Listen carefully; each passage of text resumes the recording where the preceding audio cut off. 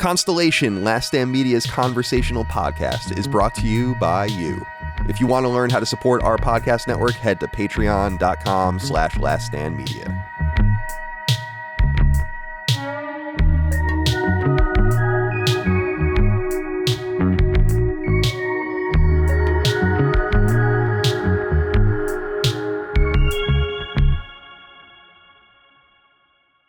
Greetings and salutations. Welcome back to Constellation, Last Stand Media's conversational podcast. My name is Colin Moriarty. I'm joined, as always, by my brother, Dagan Moriarty. Dagan, good to see you today, my friend. How are you? It does me good to see you. Oh, hi. I'm so disappointed. I thought this was going to be the first time in 5+ years that I would be recording during a raging thunderstorm. It stopped as soon as I got on here with you guys. The rain stopped, the noise stopped, everything stopped. It was like... But this is what I wanted. That's God. And it's good. That's God making himself seen and heard. And this known. is the kind of stuff you don't get in a podcast. Like, I'm thinking when I finally start my animation podcast, how cool would it be to save a script? Like, let's say I'm talking about something horror, right? Save that script for when there's a raging thunderstorm and I could just record it as soon as that happens. To have that in the background. This is the kind of texture. Yeah. We don't. I wonder if I think your audio gate would probably cut it off. I don't know for sure. I'm always surprised by what people can and cannot hear behind the scenes. Yeah. It's kind of, you're absolutely right. That could be an issue. I heard that. You save that for when I make a joke. I know. I need to get like a snare drum over here so I can do like a quick rim shot. Oh. Micah. Well, that was supposed to be a rim shot. It wasn't. Wait, what? It's a soundboard I have like it built into the Zoom. Yeah. I thought it was going to be a rim shot. I hit the wrong button. It's a whole thing. I didn't know that was part of the thing. Yeah, Jaffe, he keeps coming up because of this. Jaffe figured out that there's like all these sounds, and he was basically making segues during our show as if we were on a television show. We'd be like, all right, so Colin, when we come back from break and like music would just begin playing in the background, because you hit a button. He's so fucking weird. That is awesome. Yeah, he's a funny cat. Micah, I almost called you Micah Furman, which would have been weird. No. It would have been weird, yeah. Things happen though, different realities. Who knows? String theory. Welcome to the show. I guess. How are you, Micah Watson? Thank you. I'm doing all right. Dagan, you're going to get a kick out of this. Yeah. Did Colin tell you that we had the cleaning people come over this week? No. All right. Well, so they came over. They did a great job, but my toothbrush is gone. All right. They have absconded with my toothbrush. They did. And like my theory is probably that they knocked it onto the floor and threw it away. Okay. But they also took out the bathroom trash, so I have no evidence of that. But like my toothbrush is gone. And I just was like cackling of like, what happened here? I think it goes all the way up to the top though. Maybe it's more than I think it is. And maybe it's some sort of conspiracy, but my toothbrush is gone. Your the house theory is clean. Is feasible, Micah, but I like to think they did one of two things. They cleaned the grout with it. Or they flushed it. Did I tell you my horror story of my friend who was really mean to the cleaning ladies and they were flushing, apparently for weeks on end, were flushing his washcloths down the drain until they all clogged in his basement pipes, and he found out that was their revenge. That was their passive aggressive revenge. That they flushed all of his wash. And because they're foreign and have no papers, almost certainly some of these people, they can get away with that kind of thing. I love it. But here's the thing about the cleaning ladies. I was thrilled to have them at the house. They were very friendly. None of them spoke English. Okay. How many? But four. Whoa, that's a team. That's a squad. Strike team. They were here for an hour. The house hasn't been this clean since I moved into it. I mean, like, there are just certain, the je ne sais quoi of having a professional cleaning is noticeable. I told you. But here's the thing. You did. But here's the thing. And they were very, I gave them a tip. It was a whole thing. They're coming back next month. But here's the thing about the toothbrush that I was thinking about is they could have just dropped it and then put it back. In some sense. They could have. Right. But they didn't. And in some sense, that's a very, I don't know about that. I think that says there's like an honesty to that, because no one would have been the wiser. That thing could have fallen in the fucking toilet for all you knew, and they could have been like, whoops, and then just put it right back on the thing. I'm sure that happens all the time at hotels and all the things. And that was the thing I wanted to say too, was these ladies, were folding the towels. They did little things to our toilet paper and stuff. Like we're in a hotel. It was awesome. Yeah. It was hysterical. I went to reach for like the toilet paper and it was tied in a little bow, which was just, I couldn't stop laughing. But no, like, of course it's better that they stole my toothbrush than like put it back if they did happen to drop it. But you could have said like El Toothbrusho, El Floro. I would have figured it out, you know, like if she had just mimed it, you know, toothbrush, floor, I would have gotten it. But it's getting a little racist now. I was gonna say I'm hoping they don't speak English. No, that's not. It's getting a little racist now. No, I was saying to Mike, I hadn't really encountered that in a while, but that's like a lot of your experience in California, and it really brought me back to that. And I was telling her, I'm like, I don't remember any of my like random Spanish words to like try to like say something, because I used to go to a Hispanic barbershop where a lot of people didn't speak English. Yeah. So you pick up.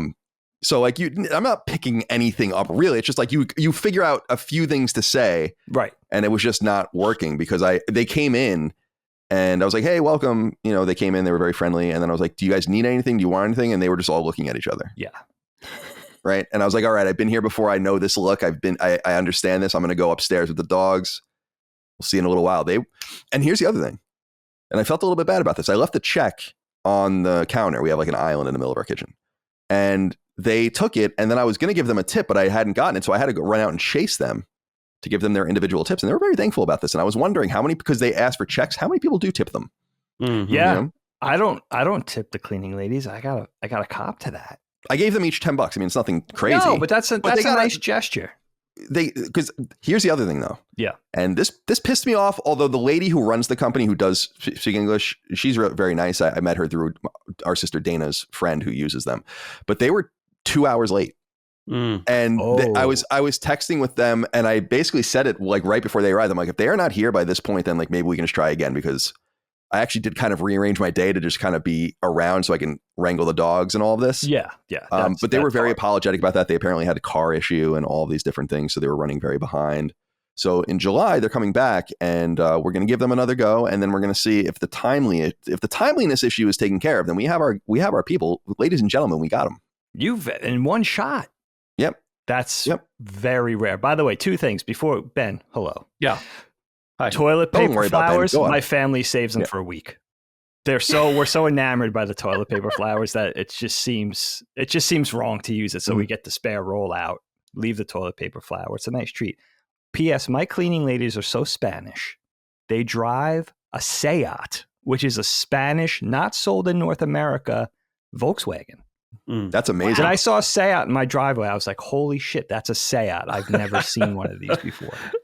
And that language barrier is real, but so sweet. And the more you get to know them, when they know your demeanor, that's sort of oddly, that breaks down the language barrier a little bit. I don't know if there's some comfort level or no, that is the case, because we always say that, and that's a huge thing in Japan, and it's a lot of things elsewhere where like these guys speak English. Mm-hmm. You know, like when you talk to Kojima, he knows what you're saying. When you talk to Keiji Inafune, he knows what you're saying. When you talk to Miyamoto, he knows what you're saying. Understand. They just won't speak it back. Right. Because when I used to talk to a lot of those guys, you would speak to them and then they would talk to their translator to talk to you. So like they weren't even getting it translated, you know? They're just like they were just like embarrassed to speak it back or whatever. And I always thought that was really fascinating. It's awesome. You know? So I think that a lot of that comes, I mean, it would be the same way for me too. I know more French than I let on. I'm just not going to speak it, you know, like unless I was like, I woke up somehow and I was in Quebec. And the only way to get out of there was to speak French. I guess I got to do like the Romans. It's not going to be good. I'm going to really have to sit here and think about it. You know, like it'd probably be easier to even write some of it or something like that. It's going to be like that movie Arrival, but it's going to be me and the French. Or me and the cleaning people. Ben Smith. Yes. Associate producer. Welcome to the show, my friend. How are you?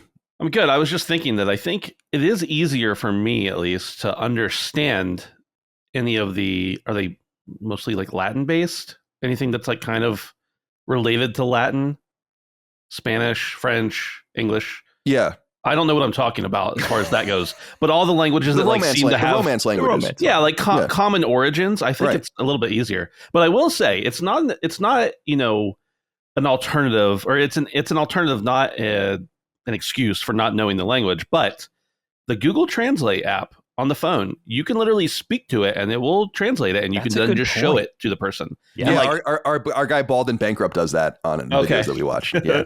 And that, like I said, I don't know that it's an everyday thing or anything, but like there was a time when I was in Rome by myself having to speak to a lady who had never even like heard English, I think.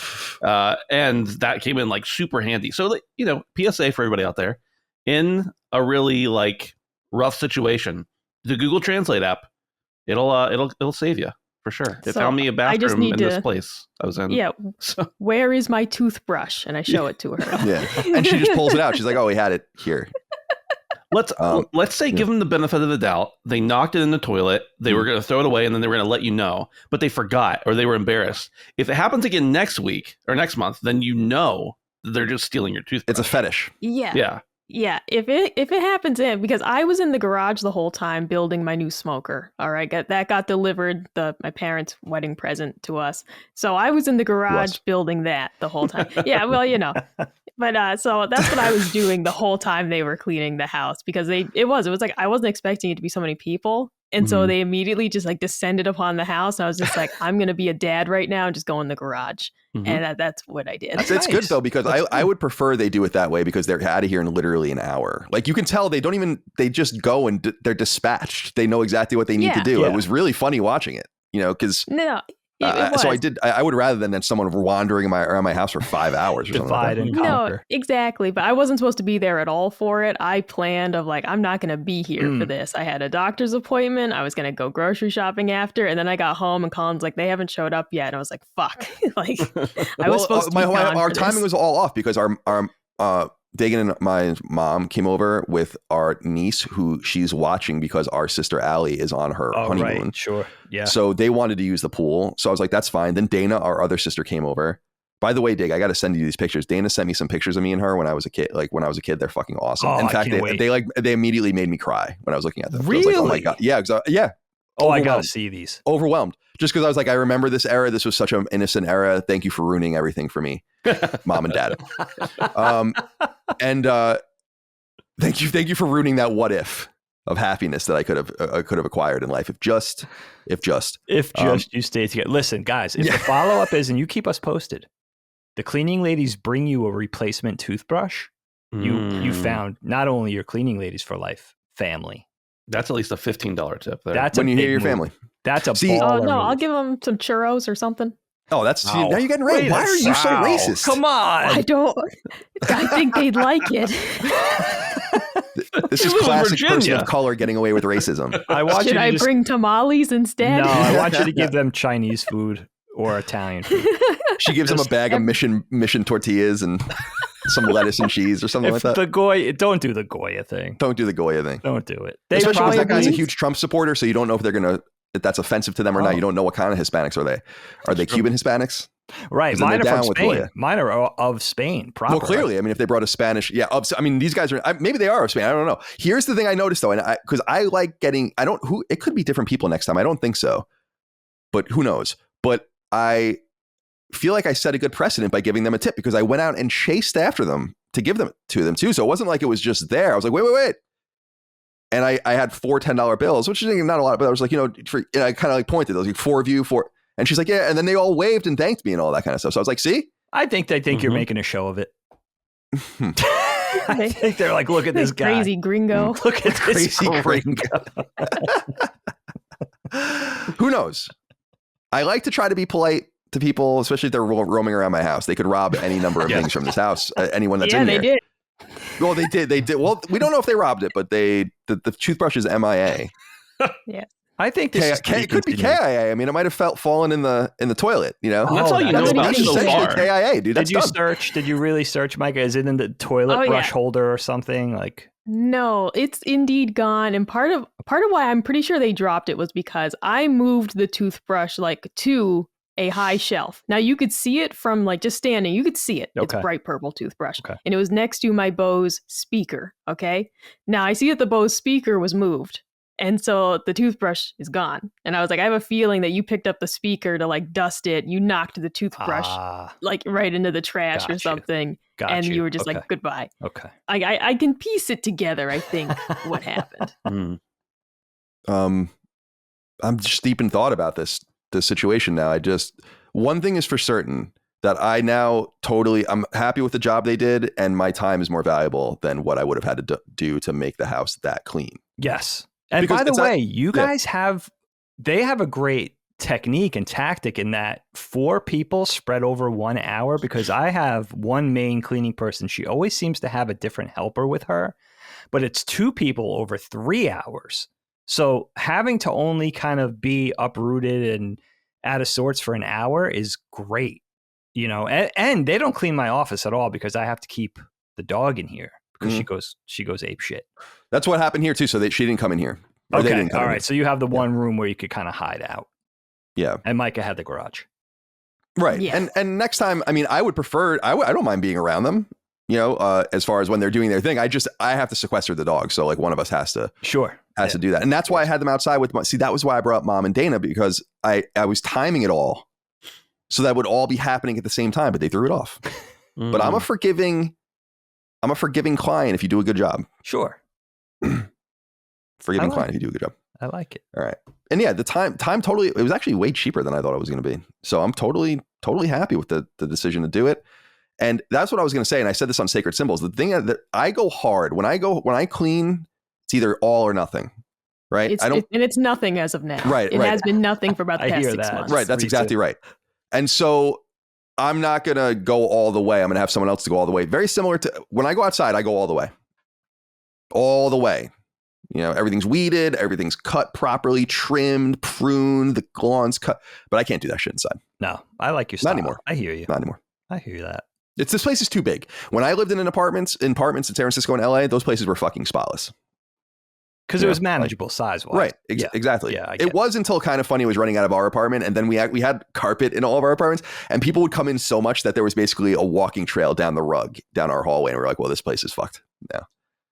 And we were running this company for 2 years while our landlord just lived upstairs. And I had no idea that we were doing anything. Oh, wow. Yeah. That's cool. That's pretty crazy. Yeah, I love that guerrilla shit. The Genesis. Right. I used to have Lola there sometimes, but we weren't allowed to. So I used to have to bring her in and out, like hold her like this. And then my landlord caught me. Yeah. We used to live in fear of this man, Johnson. That was his name. Johnson. That was his acquired. He was off the boat Chinese, but that was his name. It was Johnson. That's fantastic. Of course it was Johnson. I hope he was very old. Right when I moved in, his wife died. I met her only once. She died of cancer, and they were very nice people. They were very, very sweet people. He was very anal and a little insane, and we used to pay him in cash, which was hysterical because he didn't want to pay taxes.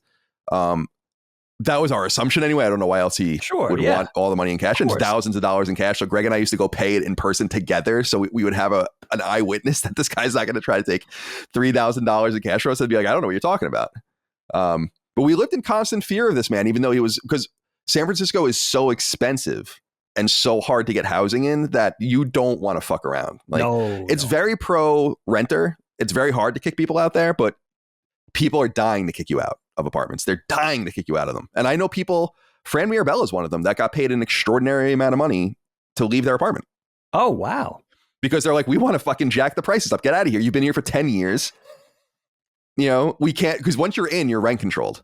That was the other thing. Of course. So I think the apartment that Greg and I lived in, we paid $2,800, I think, at the most. And I think it went up to like 5,000 plus when we met. Holy shit. Like almost doubled. Yeah. So they were like, yeah. I mean, when we told them we were going to leave, they were like, yes. You know, I'm sure like behind the scenes, they probably shut the door and they're like, fuck yeah. That's gonna be like 24,000 more a year. Wow. Yeah. Yeah. I should have bought one place. I had an opportunity to buy real estate in San Francisco in 2009 during the recession, 2008, 2009. My old landlords, when I lived in Daly City, they lived in a beautiful house and they both got laid off from their jobs. And they ended up keeping the house. They figured it out, but they owned 2 houses. They owned that house and a house in the Castro. Right. And they offered me a third of that house for something like $200,000. And I just didn't want to take out the mortgage. I didn't have the money. I worked at IGN. I made like 50 grand a year. And I was like, that house is worth probably $2 million or so now. Probably. Yeah. So that would have been a nice, cool 600,000 or something. I remember that. I remember when that happened. Yeah. It was just, I was like, oh man, it was awesome. I don't know if I have many pictures of it, but it was built into the hills. For people that don't know, Daly City is kind of like the Queens or Brooklyn of San Francisco. It's right next to it. Actually, the next road over was like the sign that said like, welcome to San Francisco. And they were built into the houses there are built into the hills. I lived on what was called South Hill Boulevard, and one side of the entire house was all windows, and you could see the Golden Gate Bridge downtown, the bay. It was insane. And there was nothing blocking because everything was just going down the hill. So there was nothing in front of you. Oh my God, it's gorgeous. It was insane. It was an incredible house. I didn't appreciate it at the time as much as I would have appreciated it as an adult. And on that note, let's get into the topics at hand. Let me see here what we have here. You know what, Michael, let's start with you. I'm really interested to see what spurred this on for you. This is something that I'm very intrigued by as well. It's a little bit rote in the political sphere, actually, like trigger warning, but I want to know what you have to say about trigger warnings and content warnings, which I think is what you wanted to discuss today. Yeah, no. And for me, this is very far from like anything political because it's just not my world that I'm ever in, but I'm just noticing it in the places that I do lurk around online. It's just getting out of hand. And what really set off this idea was I got an email from an online retailer that said, do you want to opt out of Father's Day emails? It was like Father's Day is a very hard day for a lot of people. And if you don't want to get any Father's Day emails, you click this button now and opt out of it. Now, I did opt out because I already did my Father's Day shopping, so I didn't need 10 more emails about it. But in my head, I was like, it's a little silly. I know these days are hard for people. I get it. But you can't avoid it in the real world. You walk into Target, there's a huge card display, Father's Day. The dollar spot is all Father's Day, world's best dad, all that stuff. Like, you can't avoid this stuff in the real world, but we act like the internet is an actual scary place. And it's like, if I get an email about Father's Day, I'm going to lose my shit. And they did the same thing at Mother's Day, which, I also had the same thought of like, yeah, I get it. It's hard. I get it. Maybe it's your first Mother's Day since, losing a parent, etc. But it just feels a little ridiculous that this email is the thing that's going to just like ruin my whole day, when the reality is that you're going to leave your house and see it everywhere. And you're going to see actual parents, I hate Father's Day. It's like, well, you're going to go to the grocery store and see a dad and their kids. I mean, like, you can't actually avoid this stuff, but we act like on the internet, like, God forbid I didn't warn you first that I'm going to say the word mom. And so that's kind of what started this. And I do think, as someone who moderates a community now as like part of my job, I do think trigger warnings have their place. For example, I'm in, on Reddit. I love the books subreddit. People do say, like, before they recommend a book, they might say, just so you know, this book has rape in it. And I think, okay, yeah, that's not a bad thing to do, to just say, just so you know. I typically don't include those. It's like, you can read the back of the book if you're interested and get an idea what it's about. But I say, okay, that's kind of where I draw the line of like something especially heinous, sure. But to say like, oh, trigger warning, this book mentions, mother-daughter relationships. And I mean it, like, this is stuff I actually see. It's like, really, the most pedestrian stuff? It's expanded to, I'm in a couple cross-stitch groups on Facebook, and they're goth themed and like horror themed groups. So a lot of people in there have like pet tarantulas, pet snakes. And it's constantly like, trigger warning, there's a snake in this cross stitch. And it's like, it's not even a real snake, man. It's just a picture of one. Like, it's just getting to the point where like, I can't fathom like processing how you're supposed to make a post on the internet. Like, you have to account for the 1% of people that might have a breakdown if they see a picture of a snake, and you got to warn them about it, or a spider. And there's even like, sometimes in cross stitch, there's a special type of stitch called glitchy art, and it's using like just usually like 2 or 3 colors, kind of like an old like CRT, like when the colors would like kind of mess up for a second. And some people get dizzy when they see those. So you're supposed to put a content warning, and you're supposed to hide the photo so that if they scroll by, they won't get dizzy.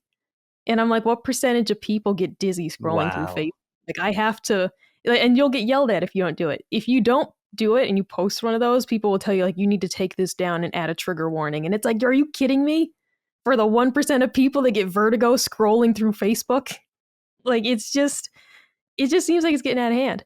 And like the final example I wanted to note was actually, and I'm not going to say any spoilers or anything, but Doki Doki Literature Club, right? Very well-known visual novel type game. The game is rated M for mature on the PlayStation Store. And I'm going to read it. It says, for blood, strong language, and suggested themes and violence. That should tell you everything you need to know that this game that's pink and purple and peppy has something else in it.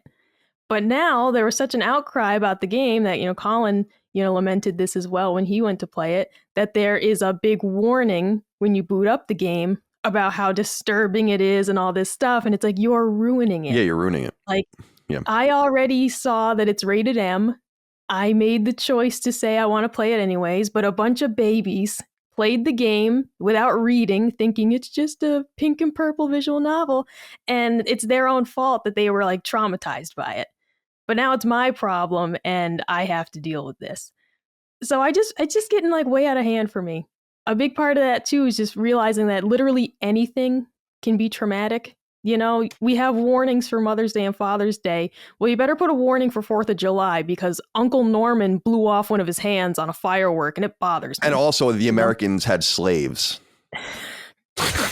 So trigger warning. I mean, it really is, though. It's just getting to the point now where it's like literally anything could be traumatic for someone. The time I choked on that Starburst hard candy literally was like one of the worst days ever. And there was a time when I would see Starburst and like shiver. Okay. I didn't need you, though, to put a warning on it. Like, that's my own problem. It's my own shit. That's right. And I guess part of it is just like accepting responsibility in a way. And also just realizing the internet's not real. The internet's just, it's not real. Oh, you're being cyberbullied, close the screen. It's that whole thing. So I don't know. I just am getting really sick of it. I'm someone who, I don't like gory things. I avoid any of those videos of people like, blowing their heads off and all that type of stuff. That's not the internet for me. That's the internet I strictly avoid. And so there's a place for some of these things. But it's just gone way too far. And like Ben, as a fellow, moderator on the internet, I want to start with you to get an idea like how you feel about this whole situation. I think what you said about trigger warnings sometimes having their place is true because I think that comes in things like ratings. I remember when the movie association started putting not only the rating, but why it was rated that. And like video games, like you said, tell you like this is rated mature for these things. And by assumption, you can assume that means they don't have these other things. But yeah, I guess I've never really been confronted with the idea of having to use them or needing to use them because I guess I just don't participate in those communities.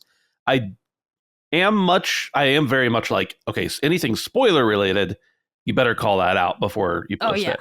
But the funny thing about trigger warnings to me is when you go on like Twitter and there's an 8 tweet thread and it's like thread trigger warnings in this thread and it's like rape, incest, murder. And I'm like, well, I wasn't even going to read the thread, but now you like the first 5 words I just saw were all the trigger warnings I possibly could have seen in that thread. And so if it did bother me, now I've seen the words and isn't that just as bad as reading the thing? I mean, depending on your trigger, I guess I don't really understand. On the other hand, what if you're into incest and now you're like, yes, yeah, it gives you an incentive to read it. Yeah, they should just be called words of interest, not trigger warnings. Words of interest. And if you don't like it, you don't read it. And if you do, you do. But no, and I don't think, especially in our community, we don't really have anybody who talks about trigger warnings or asks for anything like that. Our community generally doesn't have many issues. And like the main thing that comes up, like randomly there will be some. I can't think of what the guy's name is. There was a guy who killed himself on live TV. He had like a gun in a paper bag because he was like blackmailed into something. Do you guys know what I'm talking about? I don't, but I'm familiar with the concept. Oh my God. Wait, explain it from the beginning. Some guy, this is literally what I know. A man maybe he's a politician or something. I don't remember. He killed himself on live TV. Yeah, this sounds familiar. Because he was like blackmailed into something. Yeah. Point being, I'll look it up. Someone photoshopped a picture of the guy, and instead of a gun, he was holding a Mountain Dew. All right, that's the picture. And it caused a bit of a stir in the Discord, but I'm like, it's literally a picture of a guy holding a Mountain Dew. I know that in real life, the guy like kills himself after, but this is a photo of a man holding a Mountain Dew. Like, there's nothing, I'm not taking the meme down. Like, It was like, they were like, well, I don't want to think about it. And it's like, I don't know what to tell you, man. Like, it's a picture of a guy holding a Mountain Dew. We've had people who have, over the last almost 3 years that the Discord's been around, send me messages have been like, this kind of meme is, offensive. Can you make sure that nobody posts those anymore? And I'm like, first of all, I don't know what to tell you. I'm not sitting around looking at the memes channel. I'm not looking even at Discord all day. I know people have this perception of Discord administrators that they just sit and I don't do that. Like, it's there. And if I happen to see something that's not okay, it's on my third monitor, like, part of the time. So if I see something that's not okay, I'll call it out. But like, people are like, how? I can't believe you enforced this, but you didn't enforce that. And I'm like, I didn't see it. Yeah, I know. I don't live in there.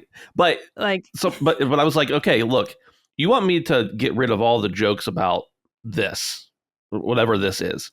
The guy who's my boss just said that the more offensive, the better. So I'm not sure what I'm supposed to do here. I always say that on the show. The more offensive, the better. I like mega offensive stuff personally.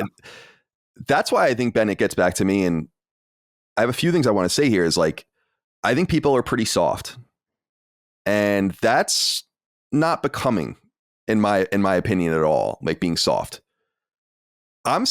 No one can tell me. You can say a lot of things about me, a lot of good, a lot of bad. I totally understand that. But one thing you can say for sure is that I love making fun of myself.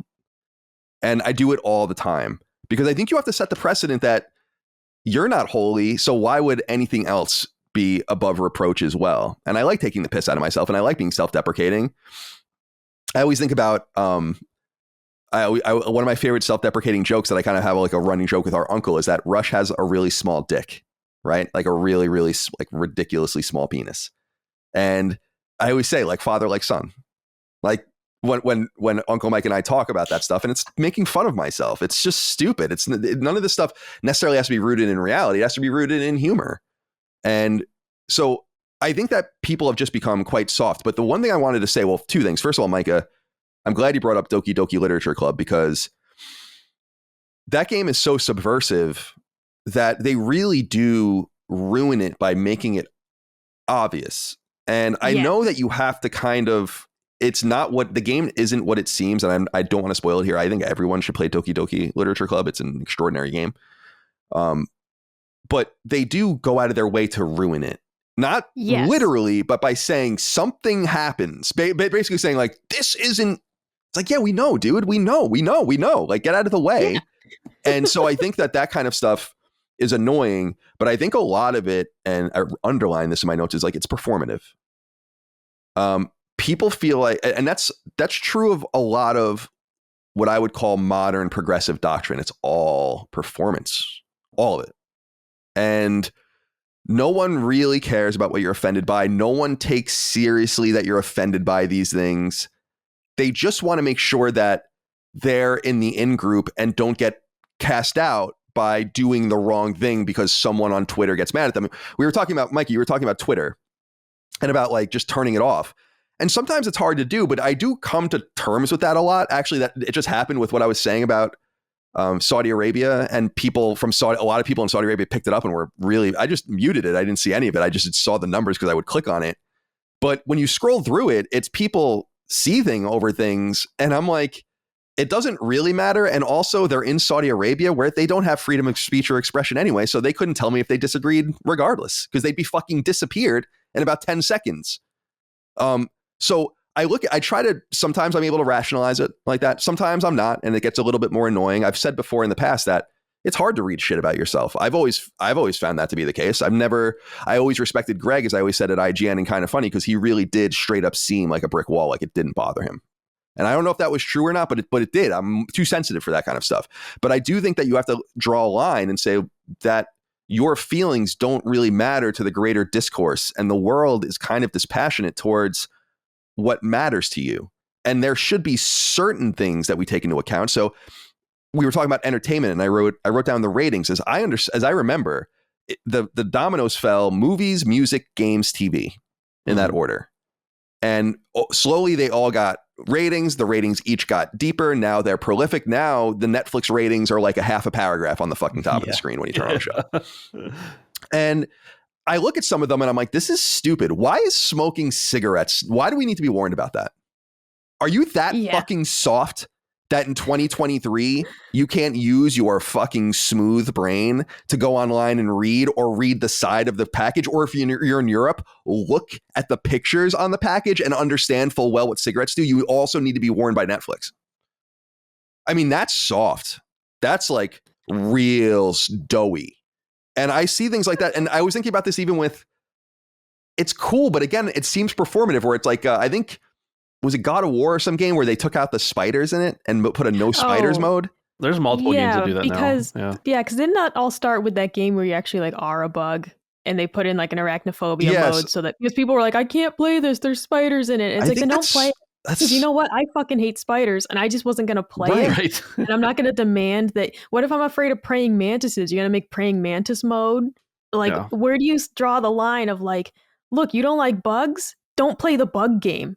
Like, you don't have to play it. It doesn't have to be for you. Just don't play it. I think there's a difference between saying like, don't go on Live Leak and watch Daniel Pearl's beheading. You might not want to see that. And I think that that's like one part of the spectrum. And then the other part of the spectrum is like, to all of those who don't have fathers, Father's Day is coming up. That's soft. That's like similar to being like Jewish and looking at Christmas and being offended by it because it exists. It's like, well, it's just not for you. I'm sorry, you know? And shit, all the Jewish people we grew up with on Long Island celebrated Christmas anyway, you know? And Hanukkah. And we were always jealous of them.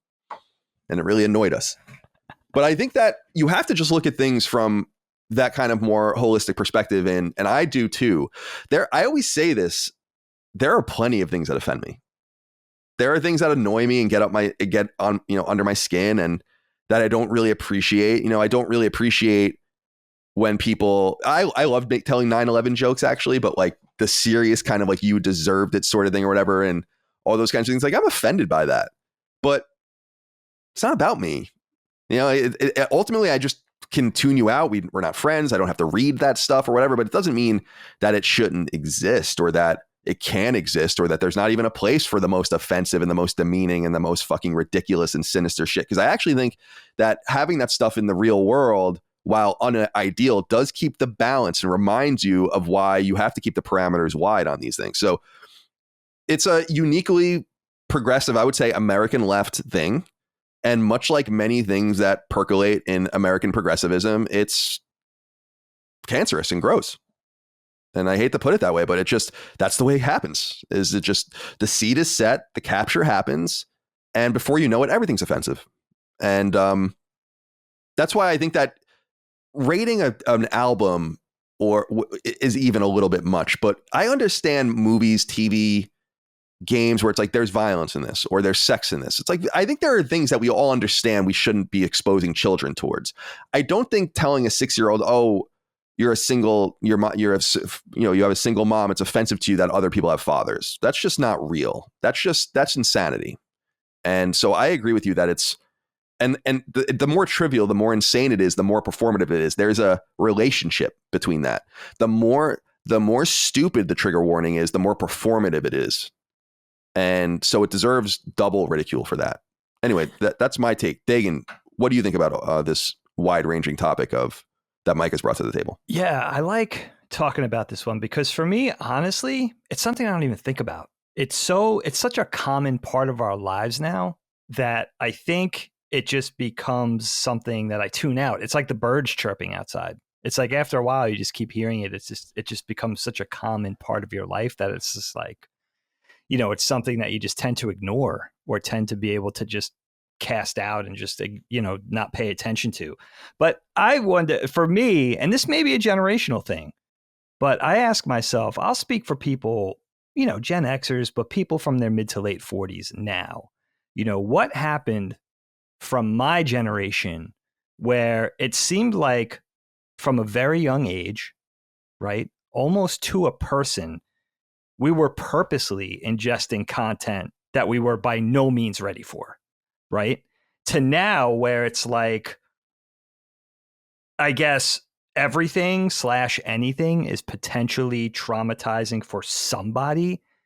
And this culture of avoidance, fine, but I would say arguably hypersensitivity.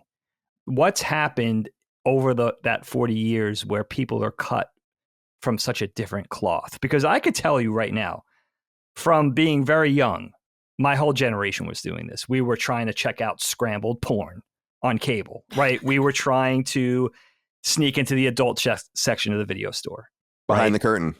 Go behind the curtain, or those saloon doors. Like the only the saloon doors, right? Right. The only trigger warning was those swinging saloon doors that and them swinging breasts that you saw on a box on a box that you might have gotten a little image of.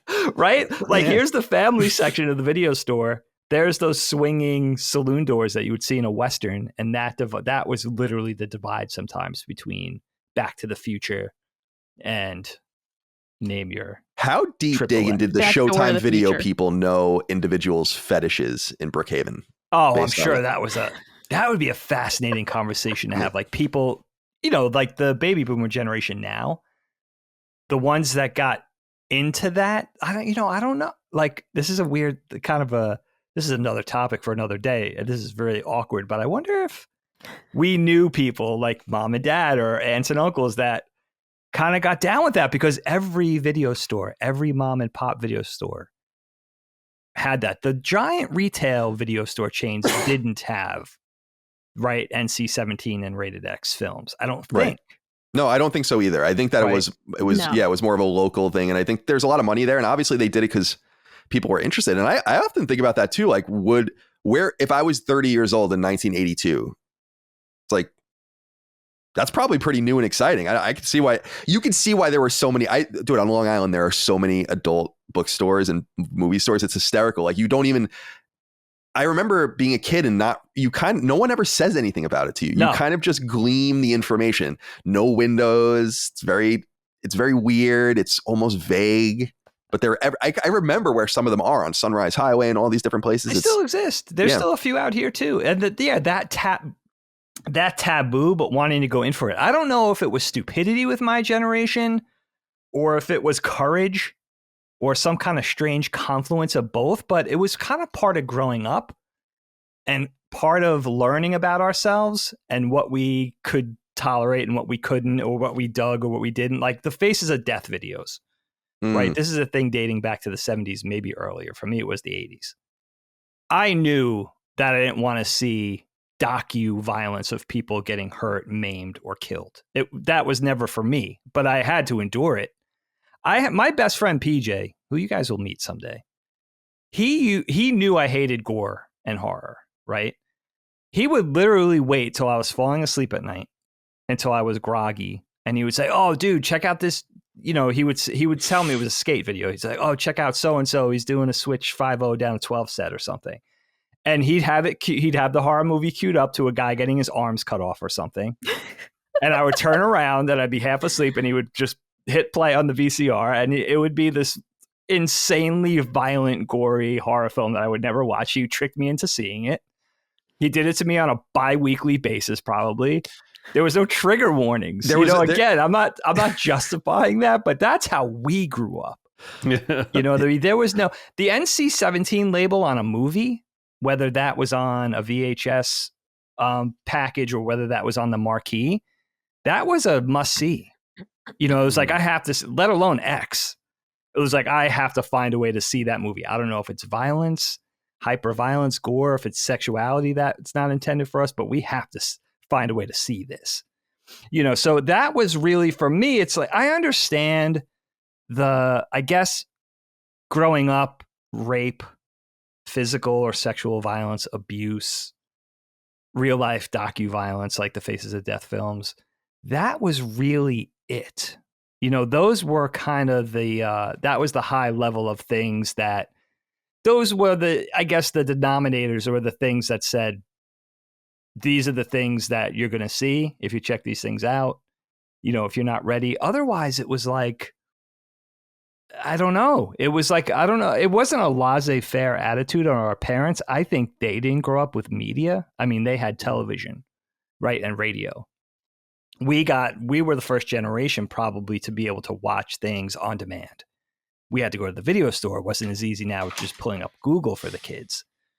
But so I don't think our parents were really ready for that type of thing. I'm not even sure they really realized we were doing that. Like we were searching those things out, those things that we weren't ready for, that were, age inappropriate and things like that. But I do wonder what's changed generationally, where it seems to have gone from 0 to 60 in the blink of an eye. I know it's over a matter of decades, but how we grew up was so different. That's why I don't really pay attention to it. And, I try to keep an open mind. Is it protecting people in some way? Or has it become this thing of, like you're saying, Kyle, of performative and pageantry and almost seems to cross over to the point of comedy, right? But I want to think maybe for that one or two people that really do suffer from this affliction of trauma, right? It's essentially protecting people from some form of trauma, whether it's an overt trauma or PTSD of some sort. But this is my thing, is that, and I wanted to say this, is that this is where trigger warnings and what we would know as trigger warnings, just warning labels generally, it should be about shared aversions, right?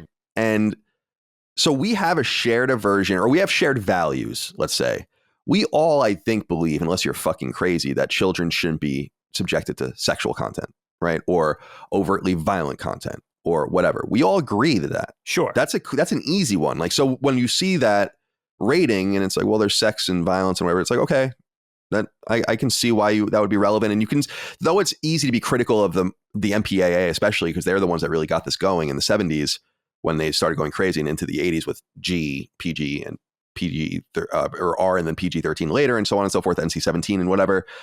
And then the music industry, and then the fucking games industry, and everyone kind of had to start self-regulating. And I think that that's generally okay, because that was about, though I didn't like the way it happened, I didn't like that it happened at the barrel of a gun like the way it did.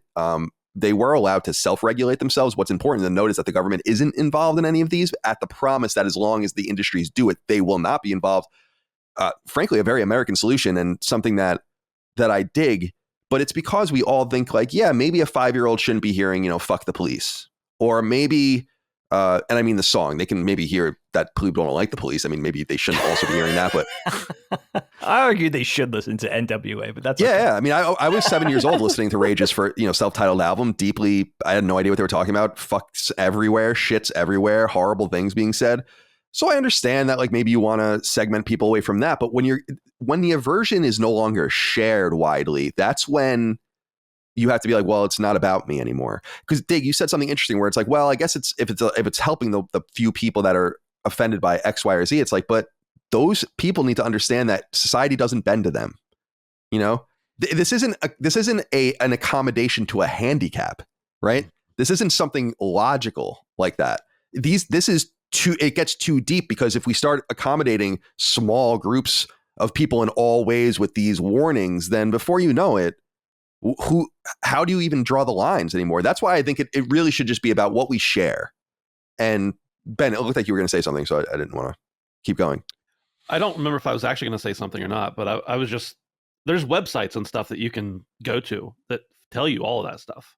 Like, they'll tell you detailed, specifics. So I don't talk about Netflix specifically with like adding smoking and whatnot. It's like, okay, this is a show set in the 80s with a bunch of, I'm thinking of specifically of like Stranger Things. Mm-hmm. Like, it's a show set in the 80s with like a backwoods, small town sheriff. He's going to be smoking a cigarette. Right. And didn't they say they're not going to do that anymore in the new season or whatever, or it's going to be way less smoking? Like, they're even responding in such a reactionary way where I'm like, can't people just grow the fuck up? Grow up. Someone is smoking a cigarette doesn't mean that you should go smoke the cigarette. Don't you get it? They did say that, but there was still smoking and stuff in it. So I don't know if there was more or less. I didn't measure it. Sorry to cut you off, Ben. I think this was Bill Maher who said this, so I don't want to claim this as my own, but I could totally understand people being triggered by something as horrific as let's say suicide, right? But he was talking about, and I forgot who he had on his panel where they were discussing this, but he was saying that they had heard that there was a trigger warning in front of a stage performance of Romeo and Juliet, that there was going to be suicide in it. First of all, that's a huge spoiler. Second of all, it's like 400 and something years old. Right. So the suicide thing is understandable, but applying that to an ancient, piece of literature that everybody has known for hundreds of years is a bridge too far. I mean, growing up, all we had were movie ratings. And then later in the 80s, we had the adult advisory, the parental advisory labels on our cassettes and CDs. And again, for my generation, that was the mark of must get. And this occurs to me, though. I think of the late 80s, right? 2 Live Crew, Me So Horny. That was the first parental advisory label I remember on an album, specifically a single. But, of course, NWA, DOC, Public Enemy, anything that was politically, anything that had the N-word, that was the genesis of this whole period, was probably the mid to late 80s. 2 Live Crew sucked. We bought that album on vinyl and cassette because it had that sticker on the upper right-hand corner, So, but I wonder about media now, because we had to walk into a Sam Goody back then. We had to go to the mall. It required more work. It required more effort. Now a kid could just dial up Google and see whatever they want, whenever they want. So I wonder if that's part of the generational divide of that we had to, we had like one of our cousin's best friends in his neighborhood, his dad had a stash of porn. And that's how we first checked out porn videos when we were in our early teens. It was like somebody we know had the thing. So it was like a whole thing. We had to wait to actually visit our cousin. Then we had to wait till that friend's parents were out of the house. It was like this whole thing. It took like 9 months to make this thing happen, right? Now, a kid just sits down, closes his door, locks it. His parents aren't in earshot, dials up the internet. He's on Google. He's on Pornhub, whatever the hell he's got access to. So I wonder if that's a thing too, where, it was part of the struggle for us growing up to actually be able to see any of this stuff, finding the stash of porn in the wood, porn magazines in the woods, or Playboys or Penthouse. Now I wonder if that's a thing too, where kids are just, it's this new era where they have the luxury, in other words, it sounds weird, but they have the luxury of these trigger things, where we didn't even think about that. We were all about just checking out the violence, checking out the horror video that our parents wouldn't let us check out. God forbid. I mean, all we needed was a subscription to Showtime or HBO in our household. Our parents weren't in the same room. I could go and put on John Carpenter's The Thing at 7 years old and be horrified and be traumatized. It wasn't a thing of even, maybe I wouldn't watch it a second time. Probably I would. That's the thing. What is the fabric of my generation compared to, today's generation? What are the differences? It's so strange. I think it's just parenting. And then I think it all stems from parenting. It stems from public education. I think it stems from changing mores. But I think that one thing I'll say is that it allows us to externalize things and not really experience things. And I don't think that people should experience some things but I do wonder like how being on a live leak and seeing ISIS beheading videos, like really seeing that kind of stuff, and did watch it, where it's like that made me anti-violent. That definitely contributed to me being like, don't externalize it. Like, this is what it really is. This is what's really fucking going on in the world.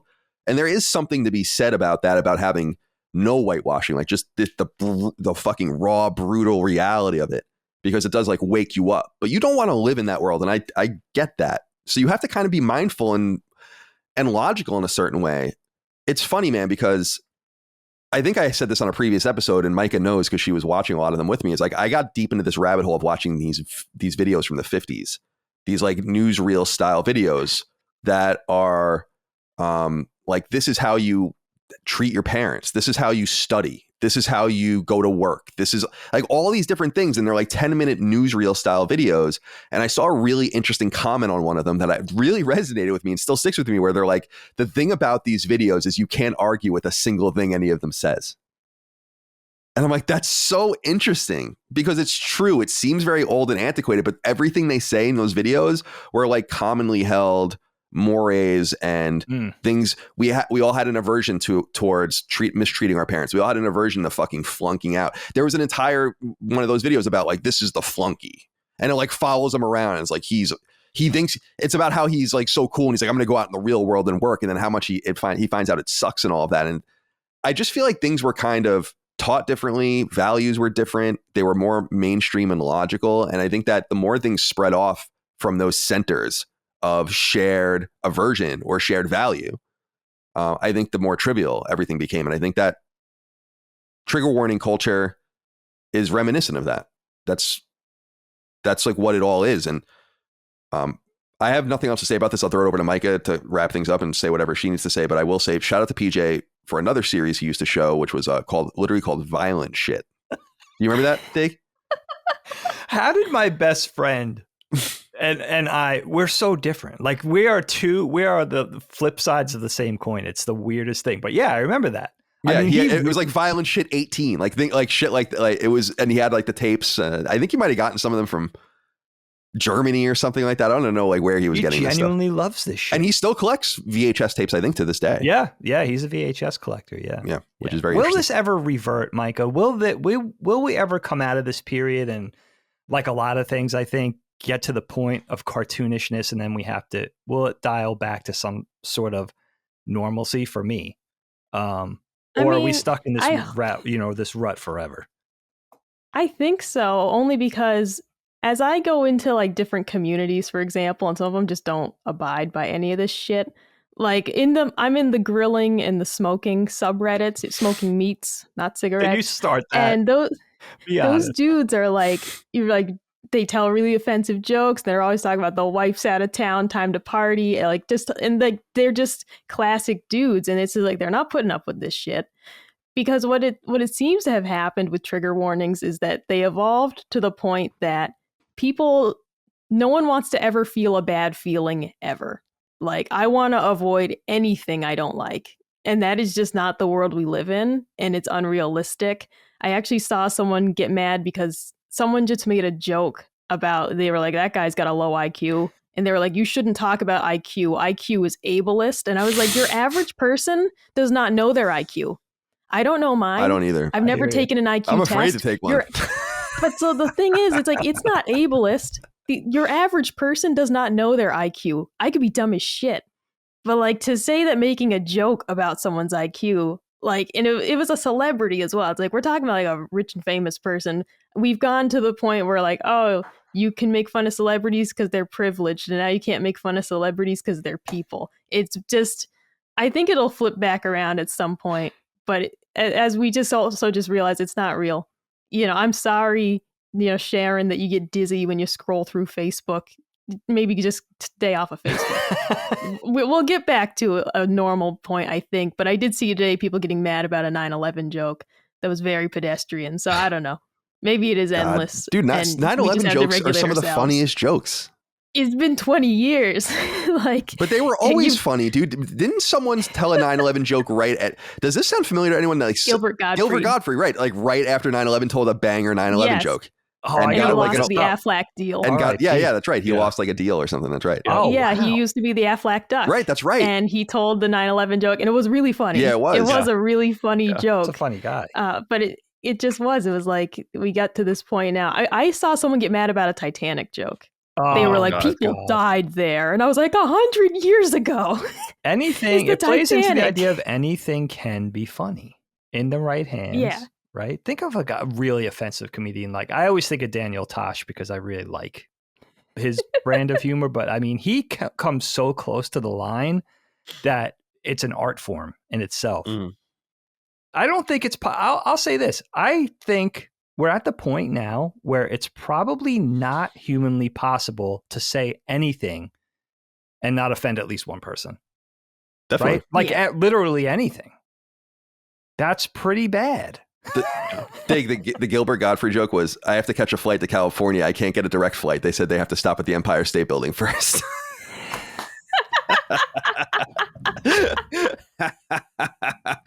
He told that on September 29th at the roast of Hugh Hefner at the Friars Club, and he got booed.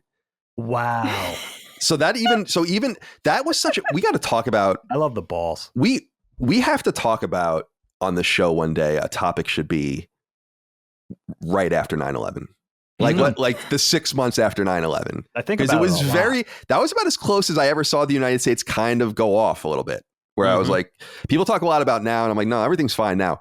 Then it was like everyone wanted to bomb the shit out of someone. It was becoming the Patriot Act, all that sort of stuff. It was very, very weird and interesting. And we owe a lot to kind of the more normal liberals at that time for shaking everyone out of that, because that was a dark time. But that's reminiscent, because you could tell a joke about anything now 14 days after the event. No one's going to blush at that, and that's a great joke. That's a great joke, right? Oh, it's I gotta be honest with you, I don't think I would have liked it then. Yeah, no, me neither. But that's the whole thing, is like, we have to kind of go back and acknowledge how, and that goes back to what I was saying.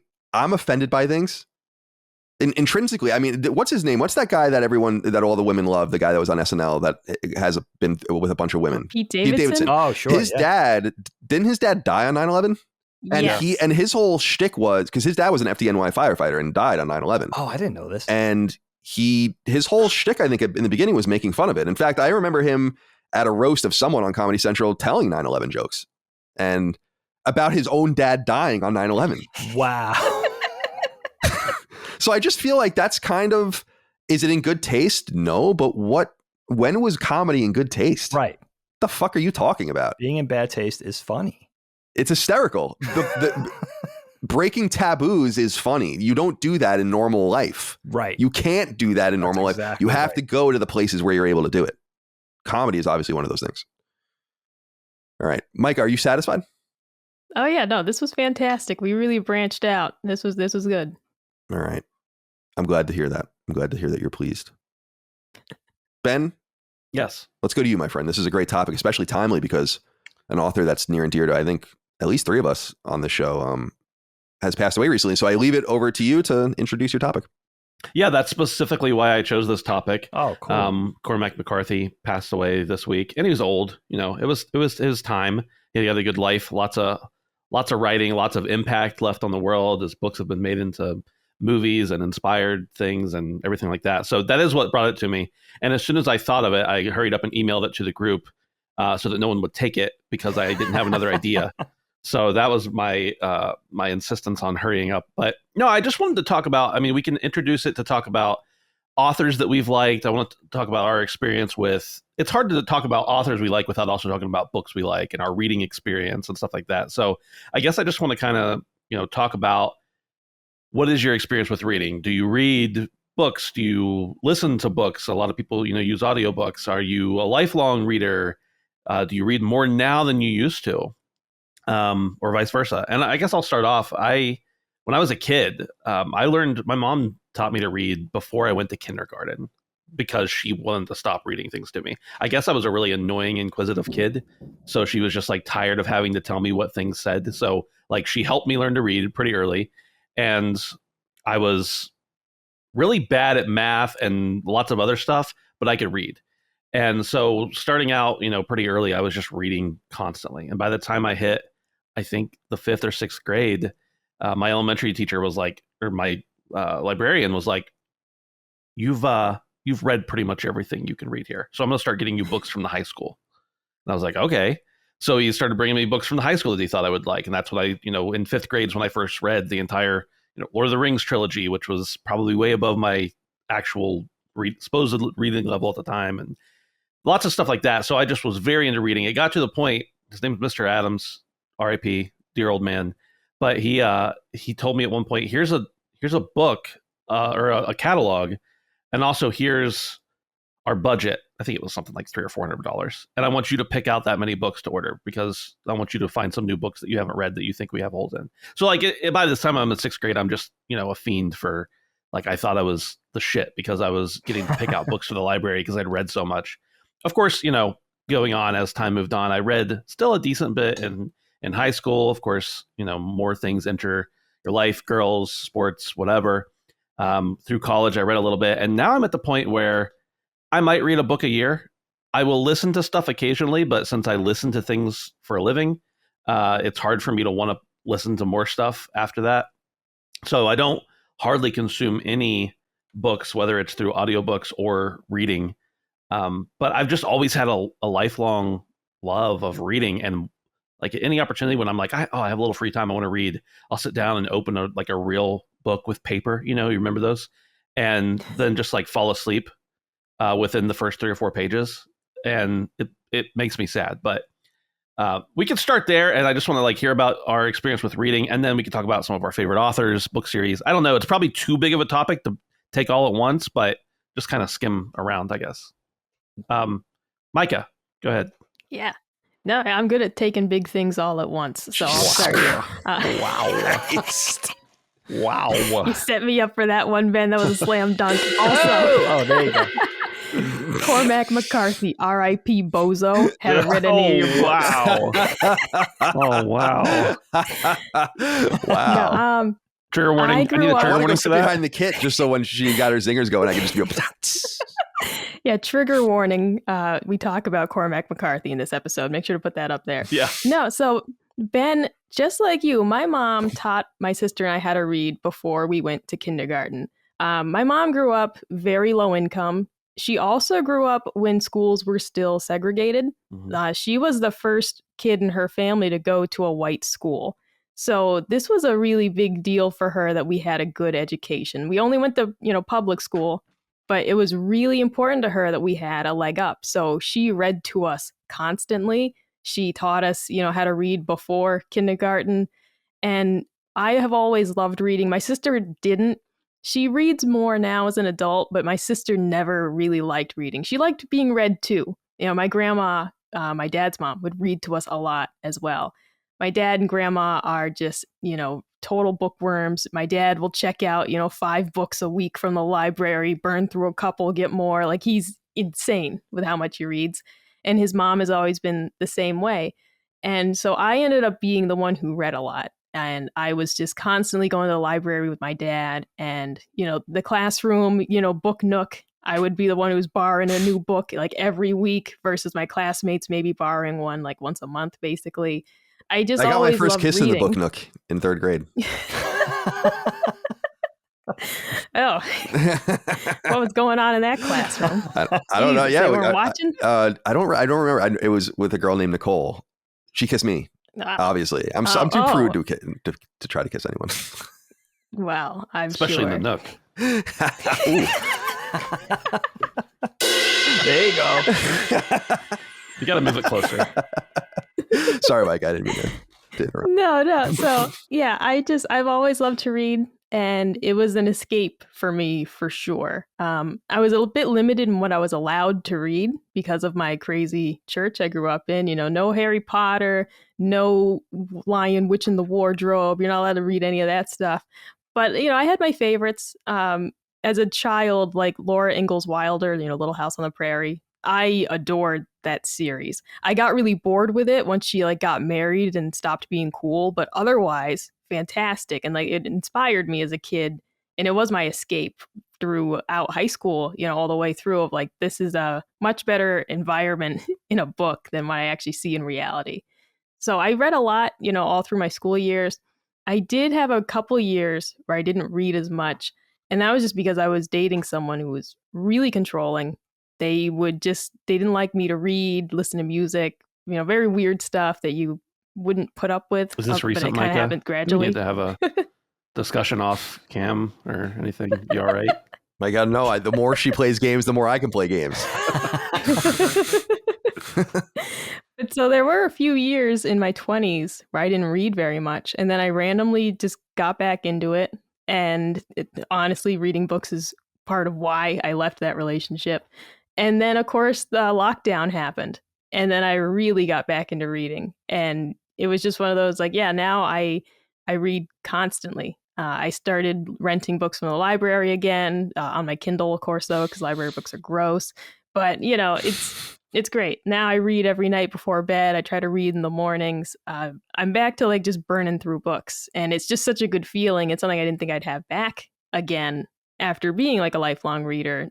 It's really cool to be back into it and share that again with my dad, because we used to talk books all the time. I just kind of stopped reading. And now it's something we can bond over again. So that's where I'm at now, just in terms of like how often I read. It's interesting because we talked about this privately, obviously, your situation with one of your exes, with the controlling nature of it. But I've never understood people wanting to even be controlling. Like, why do you want to manipulate a situation that isn't naturally occurring to force it to exist? So it's not organic and it doesn't really exist and it's tenuous. So if someone wants to read and they're not able to read, what are you gaining out of that other than making someone else unhappy? That's like just a total arbitrary level of control. It's anathema to me. So we definitely don't have that kind of relationship. We love, no. I play game. Micah leaves me to, and allows me to play whatever I want, like do whatever I want. Our normal cycle of the day is we obviously work together all day, every day. We live together and we work from home, but we play games. We're just always near each other, always just around each other. And then we go for walks and we have dinner and do all those kinds of things. So yeah, I'm glad that it's hopefully happier for you now. Yes. Yeah, good. Well, here's the thing with me and reading and why I think this is such an interesting topic is I've really become a more compartmentalized and sporadic reader. It would be disingenuous to continue to call myself a voracious reader when that's just the way it used to be, but it really isn't that way anymore. I think I'll probably, when I start going into the pool again, our pool, it has been open for a while, but it's just, the weather's been weird here. It's just, I actually just put my legs in the pool today and just like walked down the stairs into the shallow end a little bit. And I was like, Jesus, it's still really cold. And we have a heater, but I just don't even bother using it. So when we start getting back out there, I'll start reading again, because that's what I was going to say was the last time I really had like a compartmentalized mega reading session was last summer, because I would just go outside every day and float around on a float in the pool and just burn through a few books. That's where I read Game of Thrones, the first Game of Thrones book, and like half the second one before I was like, I can't do this anymore. It's just too much reading. I read like Abigail Shire's Irreversible Damage, which is a seminal and must read book. I read No Country for Old Men was one of the books I read during that session, which was really fun. So I was doing those back to back. And then when I got out of the pool, I was just thinking, I have a whole, so this shelf behind me, we have probably like 5 of these next to each other, basically in our loft, full of all my books. And I've read most of the books on those shelves, but not anytime recently. I think I'm out of time. And it's sad because I think this is part of an inexorable trend. I was reading actually in Wall Street Journal that, and people can go look at this because this was just recent in the last few weeks, they had these statistics that reading has, people that describe themselves as reading multiple times a week or have like kind of going through a book at any given time has gone down from something like 35% 10 years ago to 20% today. So almost half as many people are reading now as were then. And I'm one of those kind of casualties. But I think I just need to find the place and time. I've really, in a lot of ways, especially because I have a voracious appetite for nonfiction, I feel like I'm getting a lot of that through podcasts and YouTube videos now.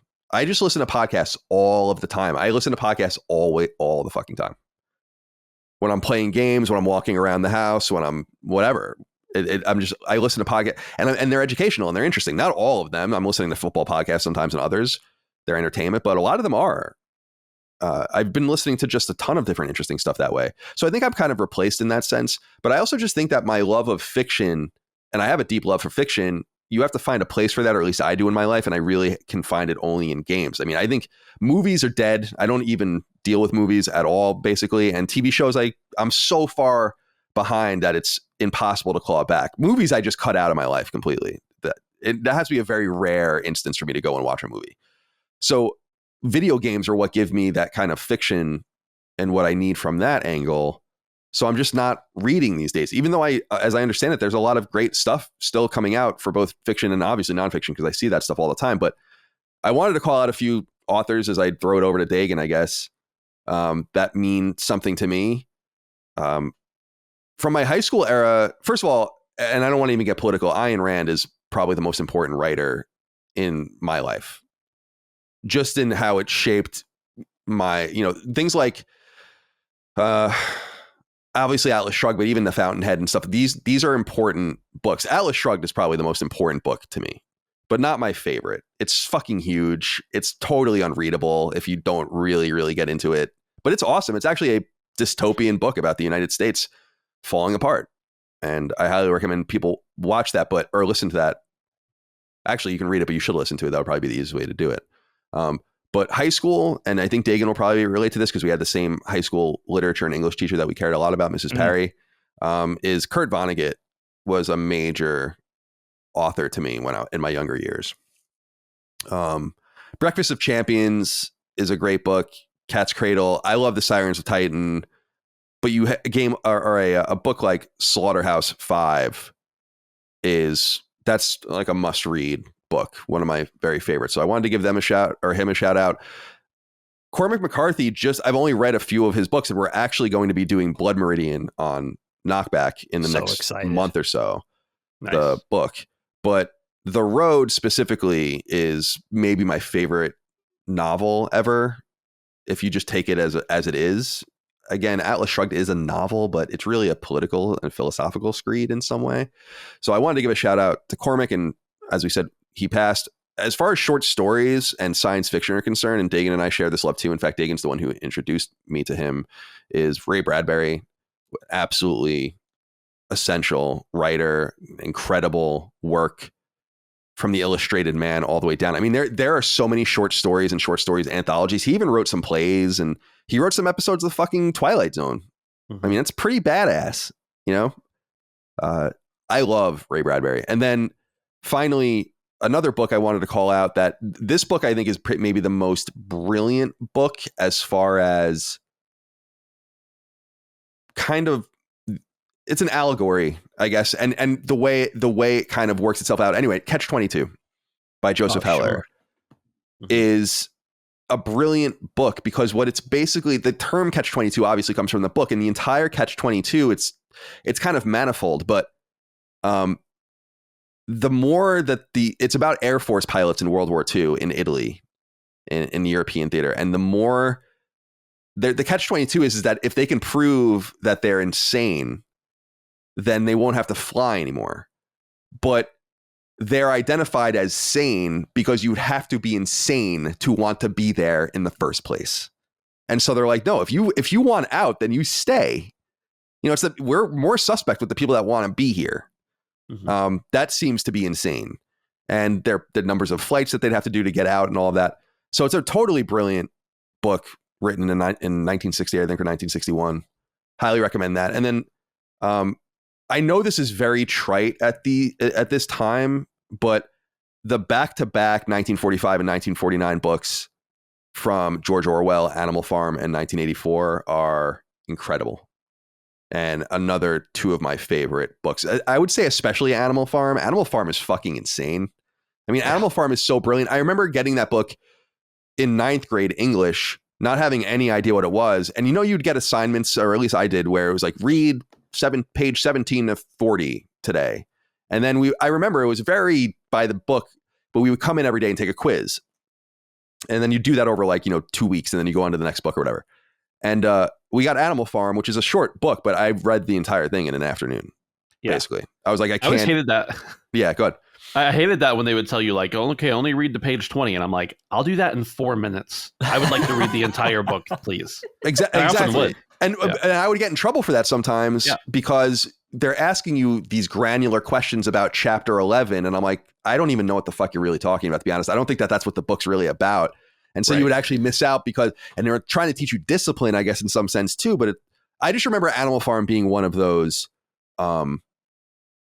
special books to me. It is one of those special books to me. And then Orwell. So Orwell wrote that, he wrote that during World War II and released it right at the end of World War II. And you have to read it through that context. And you definitely have to read 1949's 1984 through that context as well. And 1984 is so important. And I know, again, it's very trite. It is very, very, very, very trite. I get it.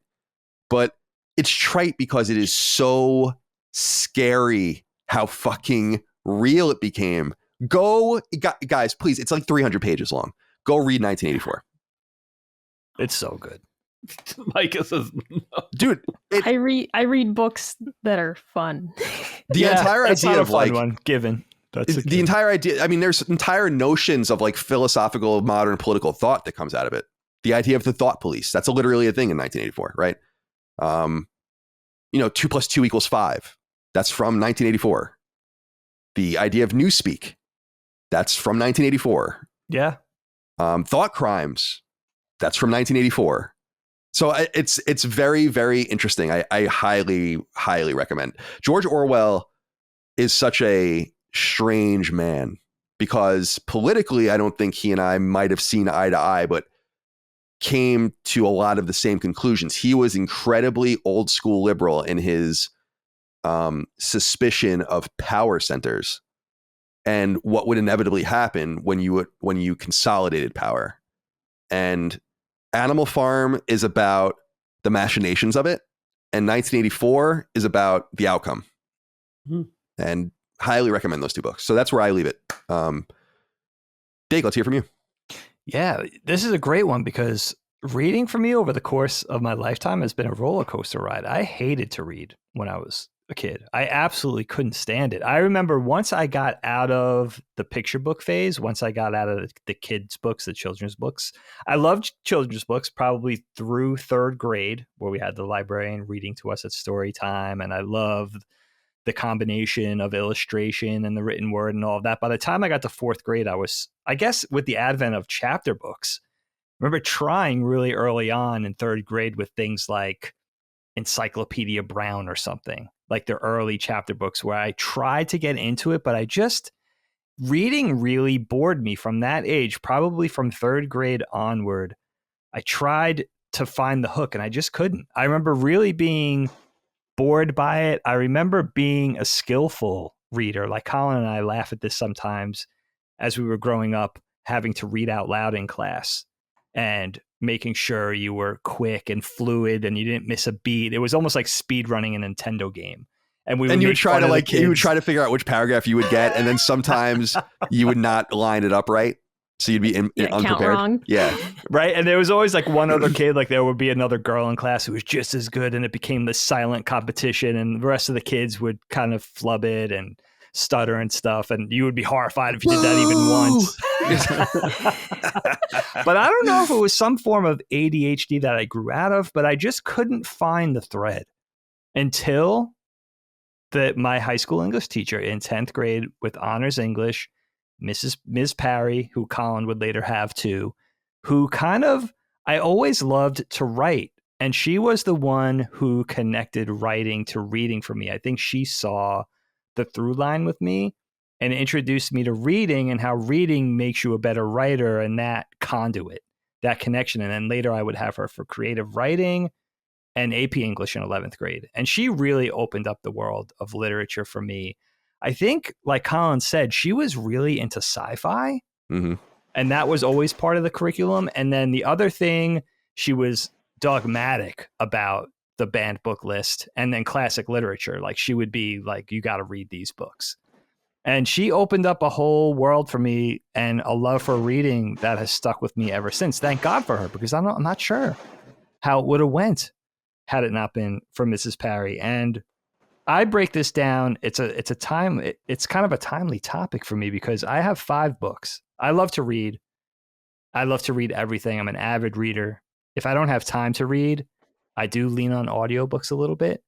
I'm always a little embarrassed and ashamed to admit that I'll do the audiobooks, but I figure end of day, it's better than not reading the books. For instance, Joe Rogan really opened my mind to that. To audiobooks? Yeah. They could be good. I think they have a higher barrier for entry because if I don't like the narrator, it's not going to work for me. I'm very sensitive to that. But if I could at least tolerate the person reading, then it's fine. And like with Cormac McCarthy's 2 newest novels, there's no way. I knew I would have no time to read them, even though they're a little thinner. So I did the audiobook because I figure eventually, especially with stuff I know I want to read anyway, at least I don't have to wait. At least I don't have to have it spoiled, or I could be part of the conversation. With Cormac McCarthy, I guess he's written, if I'm not mistaken, 12 books. Don't quote me. But I want to make sure I read all of them. And I want to make sure I read all of them in some sort of contemporary way. So I had to do that. But by the way, it's fucking pouring over here, so I'm muting. Oh, is that what I can hear it? Bonkers. Yeah, Micah, mute yourself too. That's funny. Oh, how do I do that? That's the really button funny because it's cleared up here. It's moving south. The under the one line knob. through the. Oh, on the okay. All right, you guys good? All right, so so I have 5 books that my kids, right? They do really well in English class, and I have 5 books that they're my 5 favorite of everything that I insist that they read. And I'll give them to you guys. Okay, this is my 5 top books. And again, it's hard. Colin reminded me of a few, but there's other authors that I love, like Roald Dahl is a very important one for me. Orwell, Kafka. There's a Ray Bradbury. There's just a ton of authors. And we could mention other things here that I've loved, like J.K. Rowling's Harry Potter, right? Absolutely essential reading. Tolkien, hugely influential. But if I have to break it down to 5 books, The Hobbit would probably be number 6, but I'm going to give you my top 5. To Kill a Mockingbird, Harper Lee. I think, especially as a dad, and especially on the things that are meaningful to me, that's the essential story. Who, by the way, I got out of high school without reading To Kill a Mockingbird somehow. Oh, wow. And it was my sister, our sister Dana, who turned that book onto me. Dana has 3 boys, but her girl name was Harper. She just never had one. She had a daughter. It would have definitely been Harper. Yeah. Dana was the one who turned that on to me. And I remember reading that in my mid-20s and being like, where has this book been all my life? Unbelievable. The other one, probably the lowest on this list in terms of quality, but that was very meaningful for me growing up. That was a handoff from my parents. This is the one book outside of Tolkien that my parents insisted I read. I don't even know what their connection to it was, but it was something. And that was Watership Down by Richard Adams. Super, again, probably in terms of writing, in terms of quality, the least influential, but an awesome story. It reminds me a lot of Rowling in that the world building and the characters are so rich, but the writing is a little lackluster. But you're in it for the characters. You're in it for the story. You're in it to see what happens. It's just a really compelling story about the civilization of rabbits, basically. That's a huge one.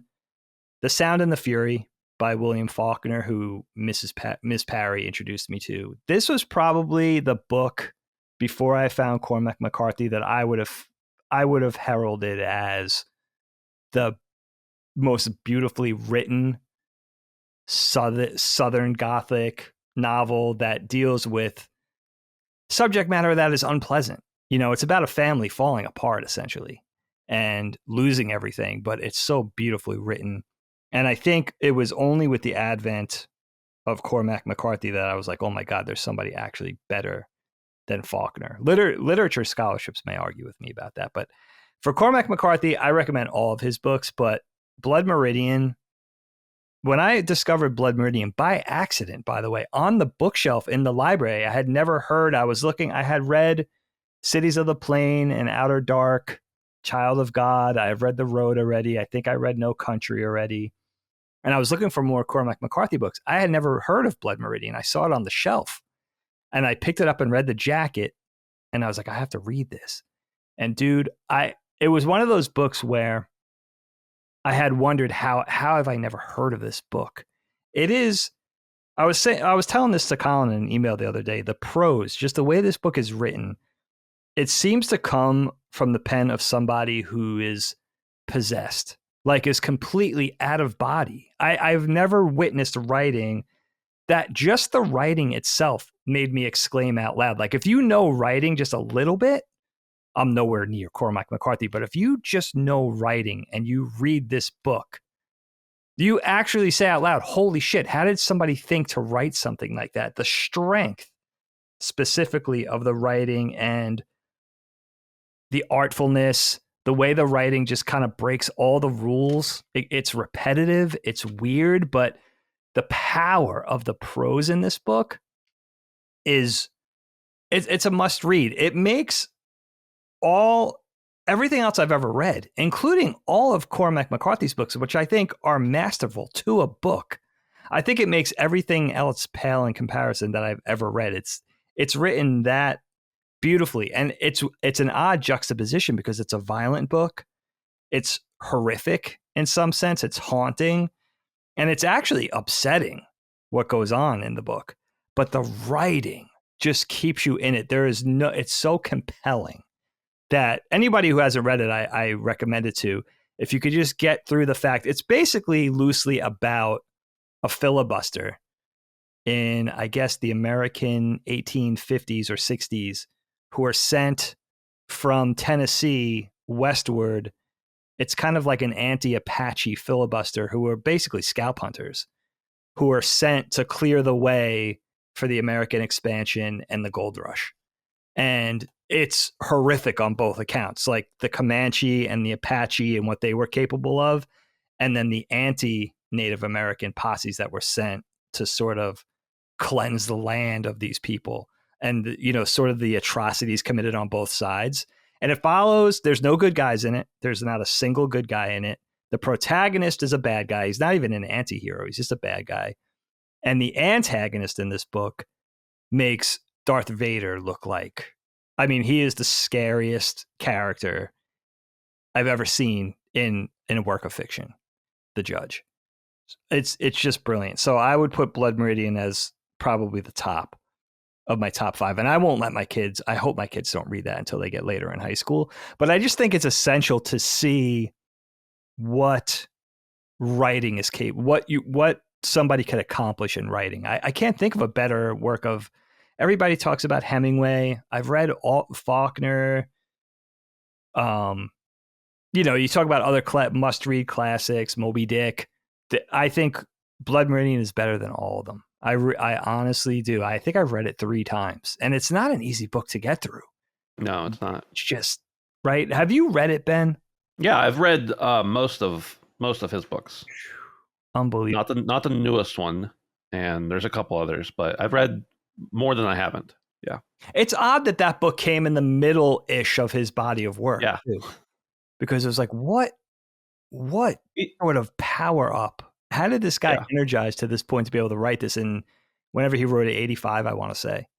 Don't quote me. And then, you know, so he had a body of work before and a body of work after, but this book that came in the center is it's such an anomaly. I can't wait to talk about it. I really can't wait for Colin to read it because I'm just buying it right now because I forgot. I was going to use, Micah was kind enough to buy me a Kindle, which I'm going to use to read a bunch of random things, but the books that I want to have on a shelf, I know that's going to be one of them, you know, so I bought the physical version of that. And the Blood Meridian audiobook, for those who don't have time to read it, the audiobook is fantastic. It's probably one of the best audiobooks I've ever heard.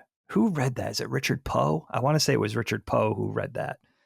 He's such a great companion for everything Cormac McCarthy writes. But man, it's insane, right? I think about, I don't mean to pick on J.K. Rowling, but I read all of the Harry Potter books to my oldest daughter.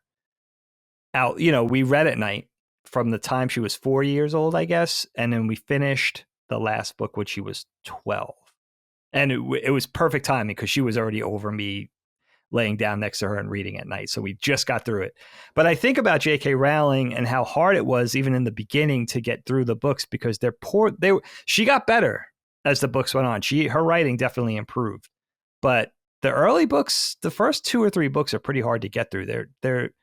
You're definitely, again, you're in it for the characters, you're in it for the world building, you're in it for the worlds that she creates.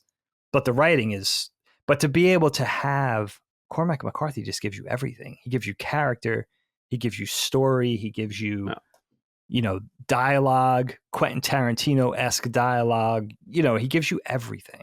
But the way that book is written, some people, and I guess we can harp on McCarthy a little bit more since this was the inspiration for the topic. But it's funny because many people who are, I don't know if you want to say hipster or whatever, but like Oh, I that's old news kind of thing. Like, discount Cormac McCarthy because they say that his writing style is like really good for people who can't read, basically. Oh, that's because it's interesting. so fluid.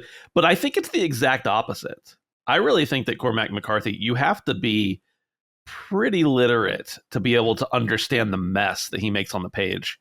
And he makes such a mess on the page, and I don't know why he's allowed to get away with it, but he makes such a mess, and it is actually so good if you can, parse through the lack of punctuation and the weird presentation of all of his writing. It's really interesting, but I just love it when people are like, "Oh, Cormac McCarthy, that's a book for babies," like kind of thing. I'm that's so interesting. Are you kidding me? Like, my children couldn't make sense of it. It's no run way. On sentences, like the They're fact used that to. They know punctuation. They know a period means the sentence ends. They know a capital letter means the sentence begins. Right. You have to know how words actually work in order to understand McCarthy, I think. Run-on sentences that go for paragraphs. Yeah. Right? The original title. What'd you say, Mike? The original title for the book was No Commas for Old Men. Oh my God. Where's the off button? I'm leaving. Mike, I want you to read some Cormac McCarthy. I wonder where Micah, because they are brutal book. They're all brutal. I mean, Blood Meridian is the most brutal. No, I'll get into it because I didn't list my favorite authors yet. I didn't either. Yeah. But so I got into Stephen King last year, which was a big surprise for me. I only did it because you and Colin, watched The Shining for Knockback. And I said, well, that wasn't very scary. Everyone told me it was scary, and it wasn't scary at all. So I said, power display. Yeah, I saw that. So I was like, oh, well, if I could handle that, then I'll read that book. And that'll be my first, intro to Stephen King, because I already kind of know the story. And I wanted to see how the book was different from the movie. And the book was incredible. And I was just like, well, Stephen King's incredible. What else you got? Mm-hmm. And so I went on to read Salem's Lot and Pet Sematary. I did buy The Stand. I just haven't read it yet. Salem's Lot, though, is now my all-time favorite book. It was just perfect. Oh my God, it's so good. And it's my dad's favorite Stephen King book. Well, actually, his might be it. He loves that one too. But he told me Salem's Lot, was one of his favorites. And it was another thing to bond over, like I mentioned earlier, my dad and I, that was one thing we never shared was Stephen King. He had a whole bookcase of the Stephen King hardcovers. And just the covers were scary enough that as a kid, I didn't like walking by that bookcase because some of those covers were so scary. There was one of them, I can't remember which book it was, that has like a doll missing an eye on the front of it, like just really creepy imagery. And I'm sad now, though, that he doesn't have the whole collection anymore. He sold them at a tag sale at some point because he didn't think either of us would ever want them, but we didn't at that time. Right. And now I'm like a big Stephen King fan. So, but he's definitely, my new favorite author. Before Stephen King, my favorite book was always Ender's Game. From the moment I read that in high school, that was my favorite book. I love sci-fi. It was incredible to me. That series my dad and I really got into together. But we both were kind of reading it for each other we really liked the first book. So then he got me the second book from the library. We read it both at the same time.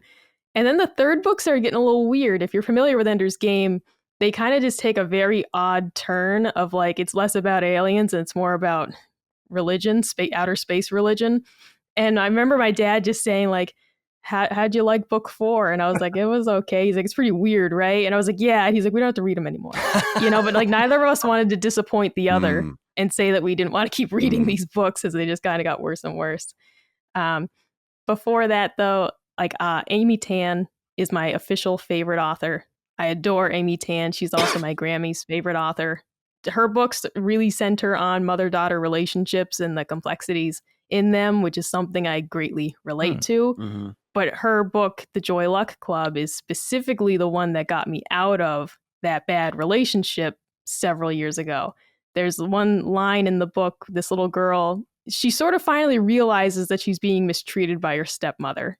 She had it in her head that anything this person did for her was out of love, out of kindness. And one day she just realizes it wasn't true.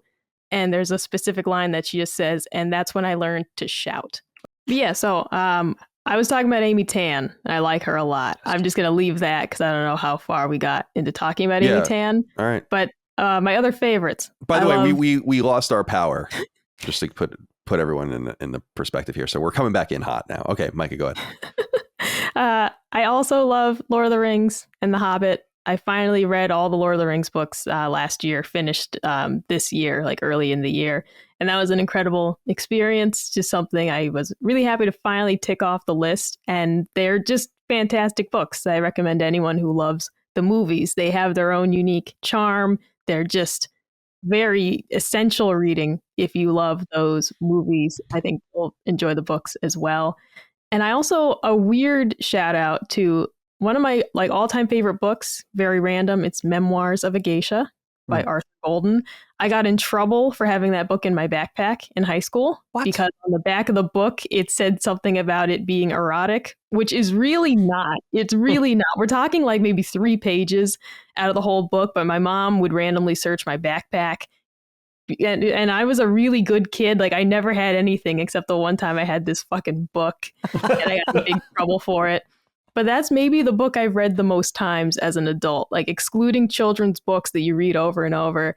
That maybe is the book I've read the most. I used to read it once a year. I haven't done that in a while, but it is what got me into historical Asian fiction. I adore reading books set in Japan, Korea, China. Those are just my favorite settings. The food and everything, the clothing, just the descriptions are always so rich and just really immerse you in it. And it's just a culture, these 3 cultures that I just really enjoy learning about. And so those are, a whole subset of books that I've read many of, but it all started with Memoirs of a Geisha, getting me into historical fiction when I really hate history. It's never been my thing, but this is a way to get me to learn something at least. And like lastly is Andrzej Sapkowski, the author of the Witcher books. But one of his, lesser known stateside, he recently had his other trilogy localized, which is the Hussite trilogy. It's a fantasy retelling of the Holy Wars of the 1400s, and it's fantastic. I adore it. It's full of humor. It's way funnier than the Witcher books. You read those, and they're excellent, full of action and everything. And then you read his other trilogy, and it's extremely funny. Like, it's got action, it's got magic and wizards, and it just also has moments that have made me actually laugh. It's really great stuff. So if you like The Witcher, or if you didn't like The Witcher, check out the Hussite trilogy by Andrzej Sapkowski, because those are phenomenal. I think they were written in like the 90s and were recently localized in English. The last one finished last year, and totally recommend those as well if you like historical fiction with a fantasy twist, let's say. Micah, can I ask you a controversial and unfair question? Yeah. Lord of the Rings trilogy or The Hobbit? Oh, see, here's the thing, right? You gotta pick one. I'm gonna choose the Lord of the Rings trilogy. The Hobbit is a fantastic standalone book. Like, I could read that a dozen times. I will not read the Lord of the Rings trilogy as many times as I read The Hobbit, that's for sure. But the Lord of the Rings trilogy made me cry. It had moments that were just so impactful. Like, and that's after having seen the movies.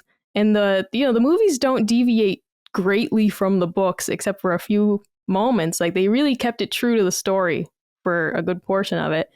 But there were just parts in that trilogy like had me in tears. So, and that was even parts I already knew about. Just the way he wrote them made me cry when the movie didn't. So I'll take the trilogy over The Hobbit. But The Hobbit's it's fantastic. I couldn't. It'd be a horrible choice to have to make. That is such an unfair question. It really is. Because like The Hobbit, he's like, let's write a book for kids, and then he's like, oh, people like this. I should create entire languages and cultures out of my mind and create a fantasy epic that sprawls thousands of years. Which one do you like better?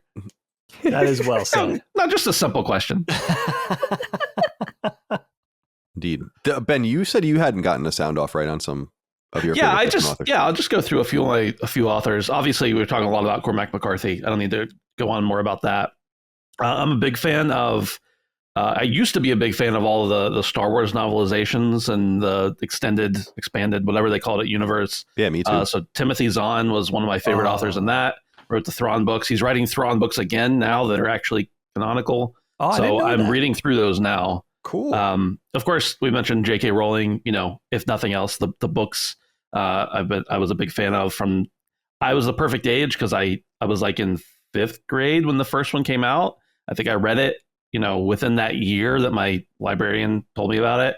And then I got to read each Harry Potter book. Like as I got older, the characters also got older, and I got to read them each as they came out. So that was like a cool experience, I guess. I felt like I was the perfect age to have that experience. I like John Steinbeck, specifically East of Eden. I know there's a lot of his books I have not read or even touched, but the ones I have read are like, considered classics, and I've enjoyed those. Brandon Sanderson, The Way of Kings, Stormlight Archive. Is that the guy that had that New York Times hit piece written about him recently? Do you know what I'm talking about? Where if so, I don't know about it. Yeah. Is he the guy that writes like an insane amount of content? Yes. Yeah. So they basically did, I think it was the New York Times did they interviewed him and like visited with him many times to write this piece. And it was pretty defamatory. And really? Oh, yeah. Wow. It came out a few months ago and he like kind of responded to it, very graciously or whatever, but it was basically calling him like just like a husk, like a machine, basically, that like just doesn't have any consideration for writing because he writes so much, so prolifically. And I think he finished The Wheel of Time, right, as well. Yes. So yeah, it's interesting. I'll try to find it for you. I think it was the New York Times though, and he responded himself to it because he felt like he was kind of like people were saying that like the access that people were given, like he was kind of betrayed in that way. Yeah, that's fascinating. I mean, I don't really care because I like his books, but yeah, no, I don't. It's interesting to know about for sure. Yeah. It's funny when people are like, this artist is a terror, and I'm like, I don't care. They have good art. Whatever. Just give me the book. I don't have to think about the artist behind. I mean, okay, that's a whole different discussion. Obviously, Lord of the Rings, Tolkien. I used to be, and still am somewhat, but I've read most all of his books. Stephen King, super into him, especially when I was in high school. Between Stephen King and Dean Koontz, I read all of their books at the time, at least every book they had ever written, because I was just so into like that freaky kind of horror, but not at the same time actually horrific. So Micah will have to compare Stephen King notes someday. Definitely. Dean Koontz, I always like referred to as a generic Stephen King because like he wrote kind of scary stuff, but wasn't quite Stephen King. But in like retrospect, I actually think Dean Koontz is a better author, and doesn't write as much, which some people would say that means his writing is better.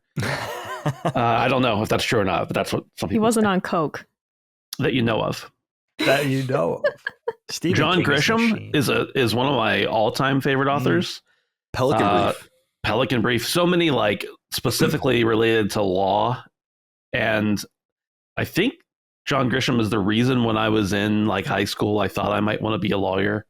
I quickly decided I did not want to be a lawyer, but John Grisham's books, I just still, if one comes out, I'm probably going to read it within the year. I like him. And then one that I haven't read anything from in a long time, but I remember very specifically for a long time thinking that Dan Brown was one of my favorite authors. Wrote the Da Vinci Code and all the Robert Langdon books. I don't actually know if they're any good or not anymore, but the last time I read one of them, I thought, this is pretty good, but it might have just been nostalgia kind of speaking to me. But I also remember like that's one of those things where Dagan was talking about content warnings earlier. I was very much like, you're not allowed, shouldn't read Da Vinci Code because it's sacrilegious. And I was like, well, I'm going to read Da Vinci Code, obviously. I remember reading the Da Vinci Code. I only read it once, but I stayed with my mom during college. She lived in Boston too. So I just stayed with her and she had it. And I read it like that weekend. I was like, that was awesome. Yeah. It was and then I read Angels and Demons, which I think was the prequel or the one that was before that or whatever. And then that was the end. That was all I ever did. Yeah, there was Angels and Demons and then Da Vinci Code and then I think 3 more after that. Yeah, I'm totally out. There was a video game. I wrote the strategy guide for the game on Xbox. I remember that. Yeah. I specifically at the time, the last time I was in Rome, that sounded dickish. The last time I was in Rome, but the last time I was in Rome, right before I went, I read or I watched the Angels and Demons and Da Vinci Code, just because it's there's things there that you see that are represented in the movies that are real. Obviously, they filmed there, so. That was cool. But anyway, those are just some of my favorite authors. I've got a billion, and I could probably drill down even more in the books, but I will not because that would be too much. Well, I think this was is everyone satiated on this topic? This is worth a part 2. This is a great one. I just wanted to mention, because I mentioned 5 books, but I only brought up 4. I was saving this one for last because I figured this is the one that probably a lot of people aren't familiar with. Kyle, I'm wondering if you read this book, because I think this was Ms. Parry who introduced me to it by chance, and that is The Chocolate War by Robert Cormier. Yeah, I know that book, but I don't think I ever read it. Dude, this book, this was probably one of the first books she introduced to me, maybe in 10th grade honors English. And it was really influential because it's basically a really honest, authentic, honestly upsetting take on growing up, sort of fitting in, conformity, the whole high school thing. It takes place in an all boys Catholic high school, and just a statement on cliques and social hierarchy and how that starts when you're a kid and expands into adulthood, and how sometimes the adults, even the teachers, kind of fall in with the bad guys. And as I remember, a really unpleasant, unhappy ending, which made me realize, okay, this is how literature could work. You don't always have to have the Spielberg ending. It doesn't always end on an up note. It's not always upbeat. And this, I think there is also a late 80s movie version of this, which I found out later, much later. But the book, and I think, again, Ms. Parry, this must have been on the banned book list in the early 90s, because she was all about that. Like, if it's on that list, you have to read it, type of thing, which I thought was awesome. But this book is one that is really undersung, I feel like. And especially if you have like a young person in your life, high school, college age, absolutely essential reading. It's really, really brilliant with really memorable characters, very sad, a little melancholy, and really formidable bad guys in it. Like the antagonists in this book are kind of scary, but it's very realistic. It feels like a dark John Hughes movie, like a very dark John Hughes movie. That it seems like it has the same notes, and if I'm not mistaken, it might have been written in the 70s. I didn't discover it until 91 or something. But that's one that I'm definitely going to be recommending to my kids, again, just to see, just a taste of what literature is capable of. Mm-hmm. And it feels locked in a very specific time too. It might be even nostalgic now if you read it. I hear people talk about it and saying it's kind of timeless, but I think the cool thing about it is it feels very 80s to me. But still at the same time feels like something we might have gotten out of John Hughes if he did slightly darker fare. Because I think they might go into very authentic. It's like they talk about masturbation. They talk about falling in with the wrong crowd, like type of things like that. They don't skirt the issues. It feels like, I remember reading it and feeling like, wow, this is really realistic, especially coming out of the Molly Ringwald sort of John Hughes camp, where it's like, you could actually spin it this way too and make it feel realistic. So I'd like to know if people pick this up on a recommendation and see what they think of it. Very nice. Yeah, I know the book, but I don't think I ever read it. If I did, I don't remember it. Yeah. So, but shout out to Miss Parry. I wonder if she still works. I don't know what her deal is. I'm thinking the same thing. I'm friends with a girl from high school still. We went to Northeastern together. I haven't really we keep in touch like once in a blue moon, but I haven't probably talked to her in several years at this point. But she's connected to some of our old teachers, my old teachers too, like Mr. Bose and some other people I really liked. And I could probably find out how to get in touch with her. She would be an interesting person to talk to.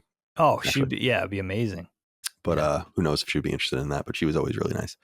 All right, I'll go to my topic now, and it could be a nice and easy and breezy one. And then we'll finish it all off with Dag.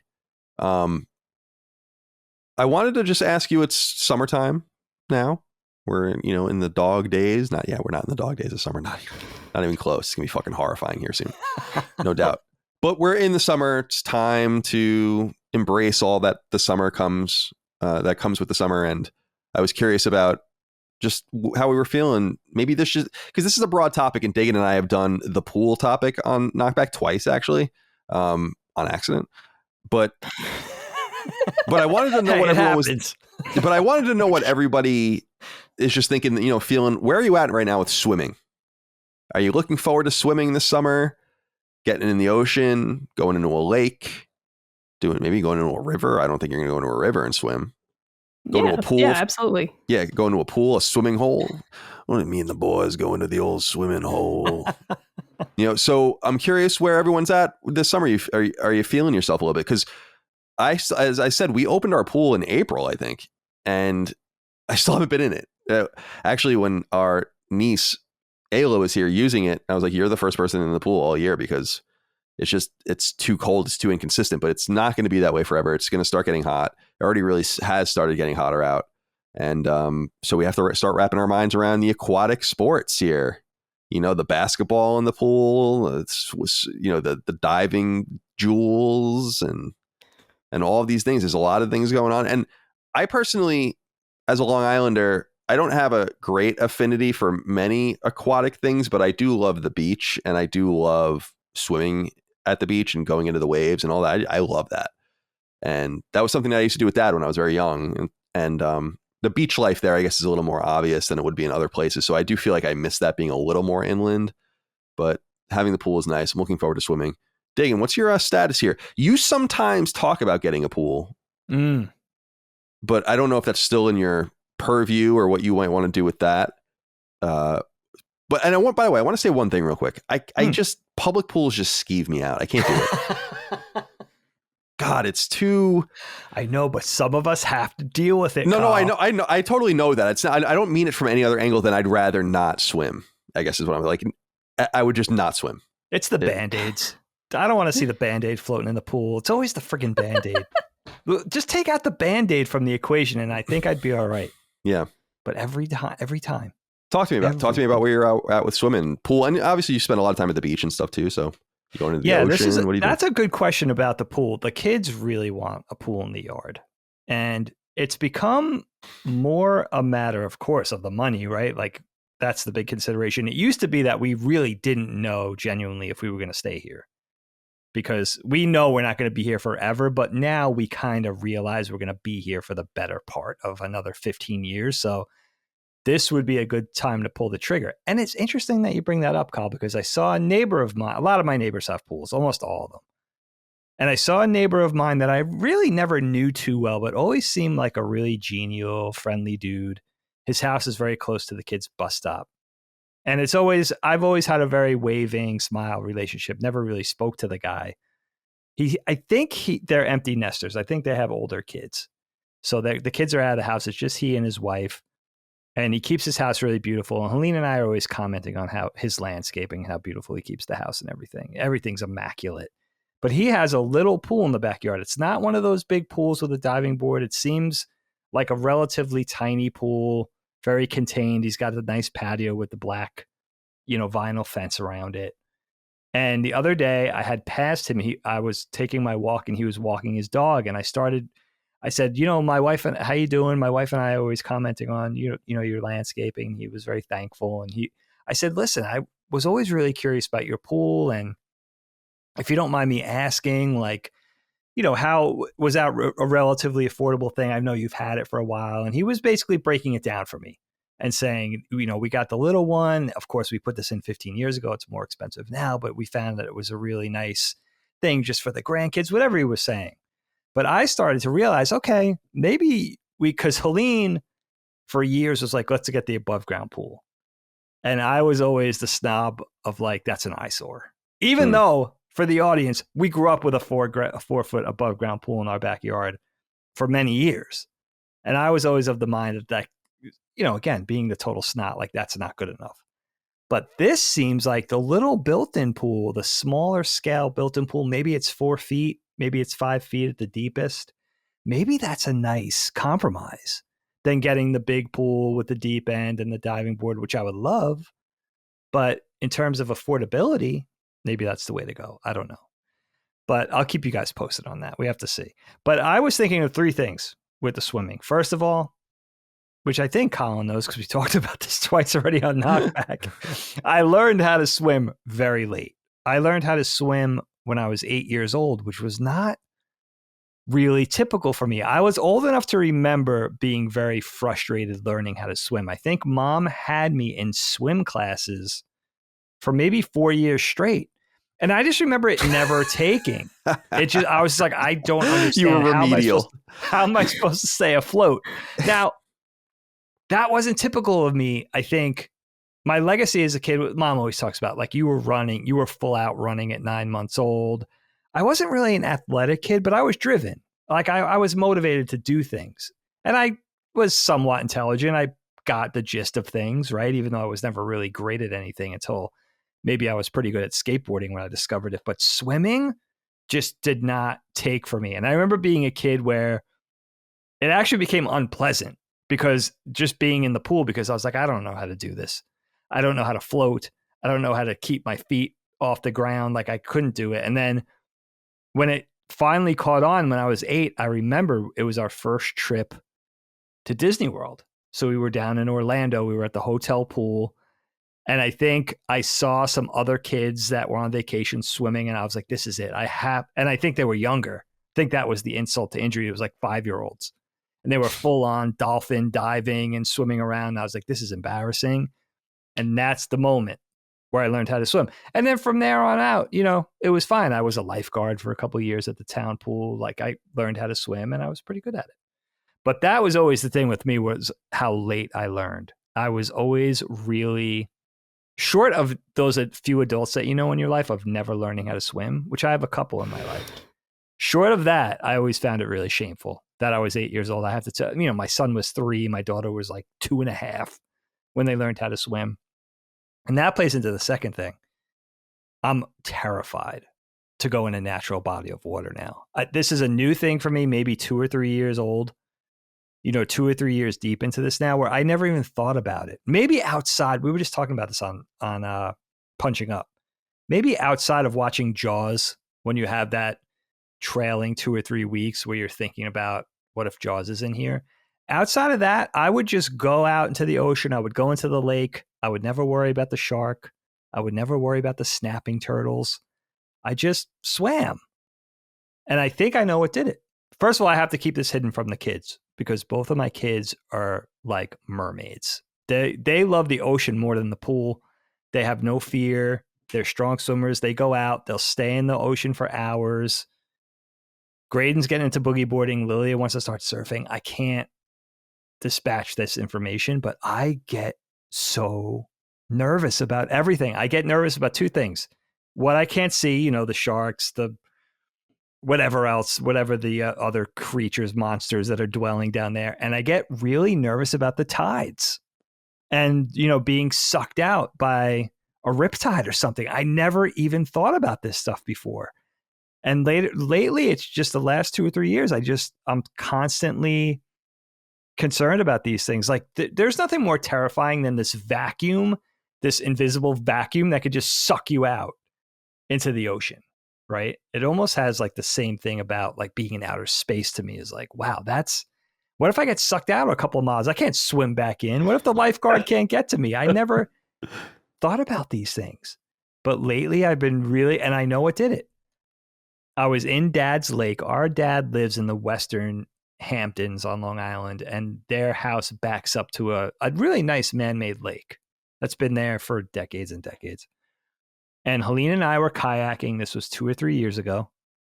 And I saw, it was Rodan. I saw Rodan in the lake. That's how big this snapping turtle was. I'm not exaggerating. This thing was 5 feet around. Helene was like, holy cow. We looked down. I can't even do it on camera. This snapping turtle had to weigh 400 pounds. I've never seen, it would look like a dinosaur. It weighed 400 pounds. It was 400 pounds if it weighed an ounce. It was 20 feet if it was an inch. Yeah. And I was like, oh my God, I can never, now seeing that exists in here, I can never go in this lake outside of this kayak, which is scary enough, right? The thing's head was as big as mine. I couldn't believe what I was looking at. And I think that was the snowball effect of like, now I'm thinking about these things where it never really bothered me. It was always like, oh, what are the chances? Sometimes a great white does mosey down to the Jersey Shore and there's a sighting or 2 every year. But what are the chances we were going to have an encounter? That was always my philosophy. You know, you especially don't expect a snapping turtle to come take off your dick or something like that. Yeah. We always heard things in Boy Scouts like, look out for the snapping turtles. They'll take a toe if you get too close. But we never, I guess we never witnessed anything like that. Again, because the chances were so small. But what did you think the kid that would disappear in your Boy Scout troop for 3 days at a time and then come back and meet you guys, what did he think of snapping turtles? Billy, a.k.a. Rambo? Yeah. He used to eat snapping turtle soup. He would wrestle the snapping turtle. For people that don't know, Dagan would tell stories on Knockback of this guy, Billy, and his Boy Scout troop when they would go on like multi-day excursions that he would just disappear. Yeah, for 3 days. And just go and do his own thing. 9 days, he would disappear for 3 weeks at a time. He was like a little survivalist. And he would do like the Rambo thing. He wouldn't harm us, but he would like jump out of a tree with, his face was all painted. Like he could have taken us out. He was making a point. He was making a point. It's true. And then you know what the other thing is before I hand this off to Micah? Huh. The last thing, my last point, I'm going to be totally honest with you guys. This is a thing I was afflicted with as a kid, and it's the same thing now. I get really bored in the pool. I like the idea of cooling off when you're really hot, working in the yard or growing up skateboarding all day, jumping in the pool as a refreshing thing. You could hear the sizzle. There's nothing better on a hot day than just plunge yourself right into the pool. And by the way, none of this dipping your toe in shit.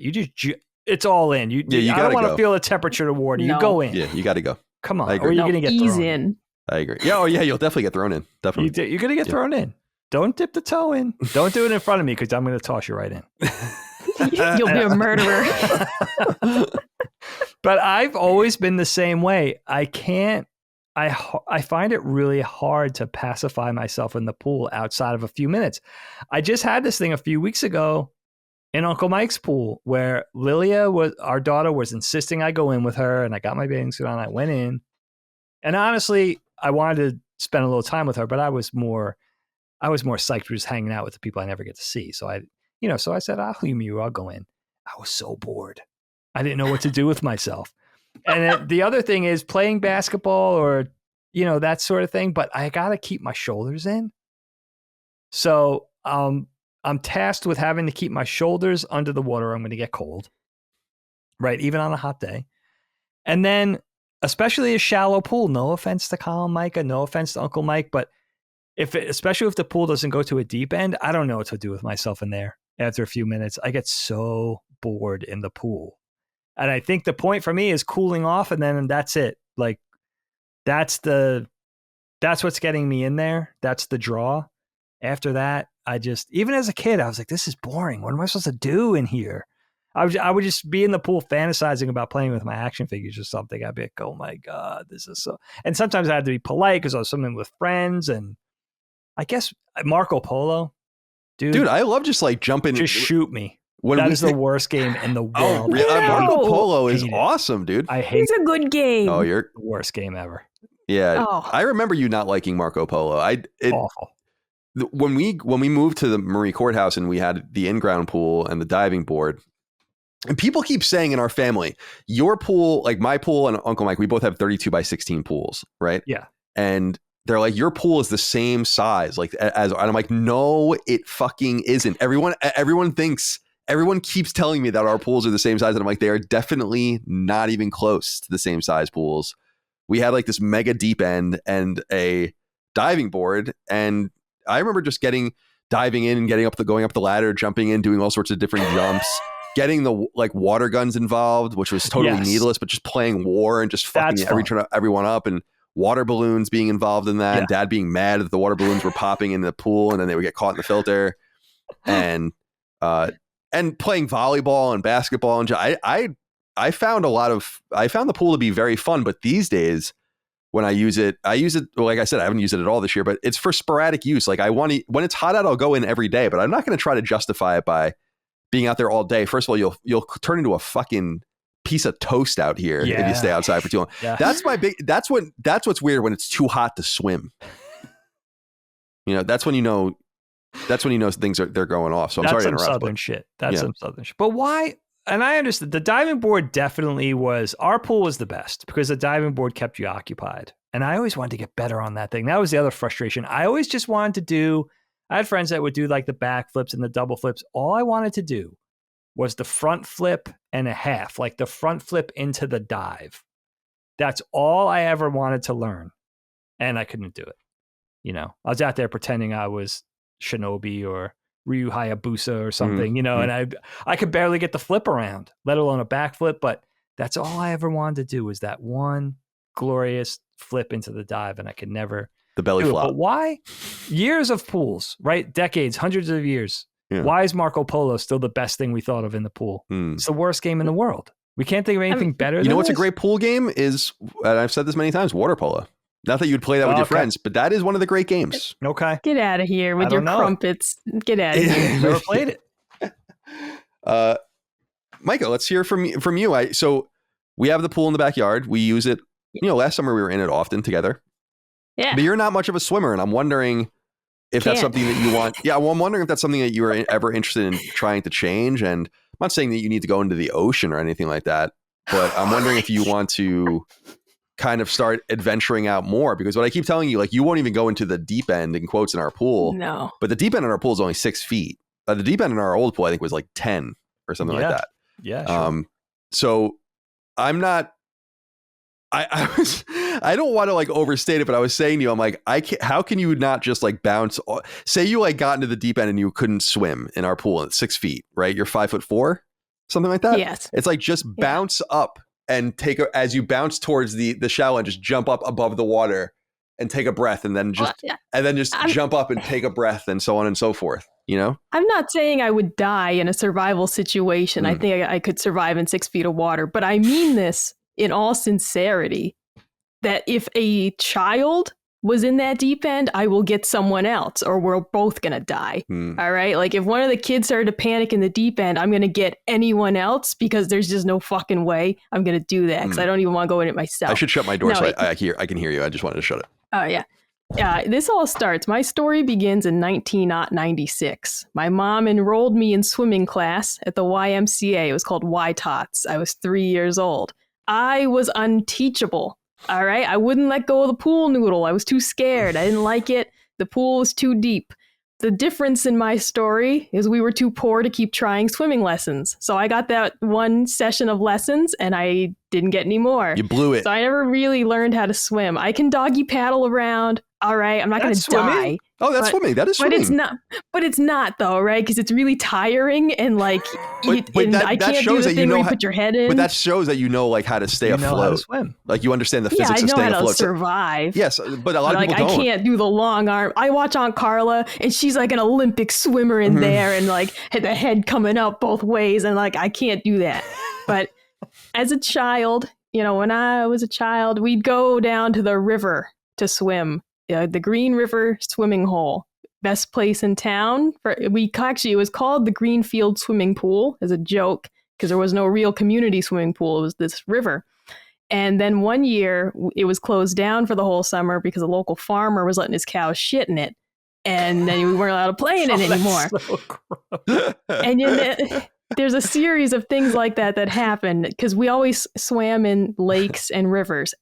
Sometimes you gotta worry about that brain-eating amoeba, all right? And they'd be like, you can't swim in the pond this year. It's got that bad stuff that'll get in your ear and you die. Or they would tell you flat out, you gotta wear earplugs to go in. So we'd do it. But there was one year that, like, one of our favorite places, Ruggles Pond, was closed because the local geese pooped in it so much that we weren't allowed to swim in it. It was unsafe. I was like, all right, that's off the list. Our other favorite was Lake Wyola. My grandma would bring us there. This was our life, was lake and river swimming. We had a couple friends that had above ground pools, which in my eyes were superior because you could do a whirlpool in it. You get everybody lined up, walking in the same direction. You can't do that in a square pool. You need a round pool for that. It's got to be the right size. Too big of a pool doesn't work. But whirlpool was like the best pool game, if you can call it that, because then eventually you all pick up your feet and you get sucked into the middle. Maybe somebody dies. You know, it's really fun. But yeah, I didn't really enjoy the beach very much. I found the beach to be very scary. I wouldn't go out very far. It's just one of those things that I didn't enjoy because I can't swim. And I was just much more comfortable going in like lakes and rivers. You get the problem with the rivers was the leeches. You had to deal with that, but that's just part of life, back home. You get used to it. You figure out one on you, just peel it off. You've had them before? Oh no, like literally every summer we'd go down to Barton's Cove was the place because it's also a fishing spot. And you get in, you come out, and there's usually a couple leeches on you, but you just deal with it. Like, well, we weren't no city slickers where we've been. But it just was. It's just what you put up with. And, I was telling Colin though the other day, like relying on going to a friend's house, to use a pool. And there was one friend who they put way too much chlorine in their pool. And it was just like, you didn't want to go in, but it's like, this is the only invitation we're going to get to go swimming. So we better just do it. Like, all right, well, I'll go in. But it was just as an adult. Yes, I'd like to learn how to swim. I probably have to if we have kids at some point, because somebody's got to watch them if they're in the pool and be qualified to do something.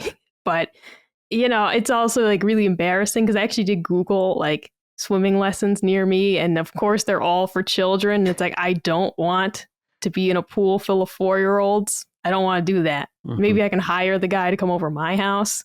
But there's just no way I'm going to put my pride aside and learn how to swim with a bunch of children. And what if I still can't do it? That's the other thing. That's going to be really embarrassing if they're all showing me up. So I don't know. As an adult, I need to. It's a necessity. I do have like a protective instinct when I'm watching like the nieces and nephews in the pool. But there's a realization in my head that's like, you can't do anything about it. If something were to happen, you are the last person who should get in. So I just keep a really good eye out. But like, I'm just going to start yelling. And that's really all I can do. Exactly. Yeah. We'll start screaming. You know how to swim, Micah. I know there's a couple of people that I could think of. I won't name them in my life that would sink like a stone if they got in water. You do know how to swim. You have rudimentary swimming skills, but you know sure, yeah. how to I stay don't float afloat. Though. That's the thing. I can keep myself above water. I don't float though. And I believe this isn't a brag. I believe it's just because I'm just like skin and bones and a bag full of rocks just doesn't really float. You got to throw some other stuff in there with it. So it's just not in the cards for me. But we loved to swim as children, going down to the river, you had to wear water shoes so you didn't like step on glass or something, or a really sharp rock. But it was a good time. I enjoyed my country upbringing, swimming outdoors all the time. It's things I wouldn't do now, but I get to look back on fondly. The crick. Yeah, going down to the crick with grandma, putting sunscreen on her back. It was gross. Grandmammy. Now, let me preface this by saying if you're ever on a cruise and you end up in the drink, you're fucked. But oh yeah. Would you go, but I don't know why I'm even thinking this, but would you go on a cruise knowing that you can't swim? Would that stop you from being on a boat? No, dude, I don't go on boats. No, this is important. I went kayaking once in high school with a friend's mom. The kayak, as we paddled out, a dent like popped into the bottom of it. And then every time we tried to paddle, we kept going in circles. We got stuck out there for an hour. All right, with my friend's mom, who I didn't know very well. So that was really fun. But so, afraid of boats. Always have been, though. Okay, kayak's not a boat, though. No, but I'm afraid of things in water, all right? Canoes, equally terrifying. My parents love to fish. I like to fish from the shore or ice fishing. They'd take me out in the canoe because they didn't want to leave me home alone. I hated it because you're in the middle of this lake and the water's black and you can't see the bottom. There's lily pads everywhere. I didn't like that one bit. I was terrified they'd tip the boat over because, no offense, my parents both heavy set. And I'm just in the middle of this canoe with these two people. I didn't like it. So there's that. I've been on a speedboat once, hated that. I don't like boats. I don't fuck with boats. Life vest? Wouldn't it make you feel better, a life vest? Yeah, you wear the life vest, but like what... I don't want to get in the water. I don't want to get in it. But like a cruise ship is like 4 or 5 hotel-sized buildings put together.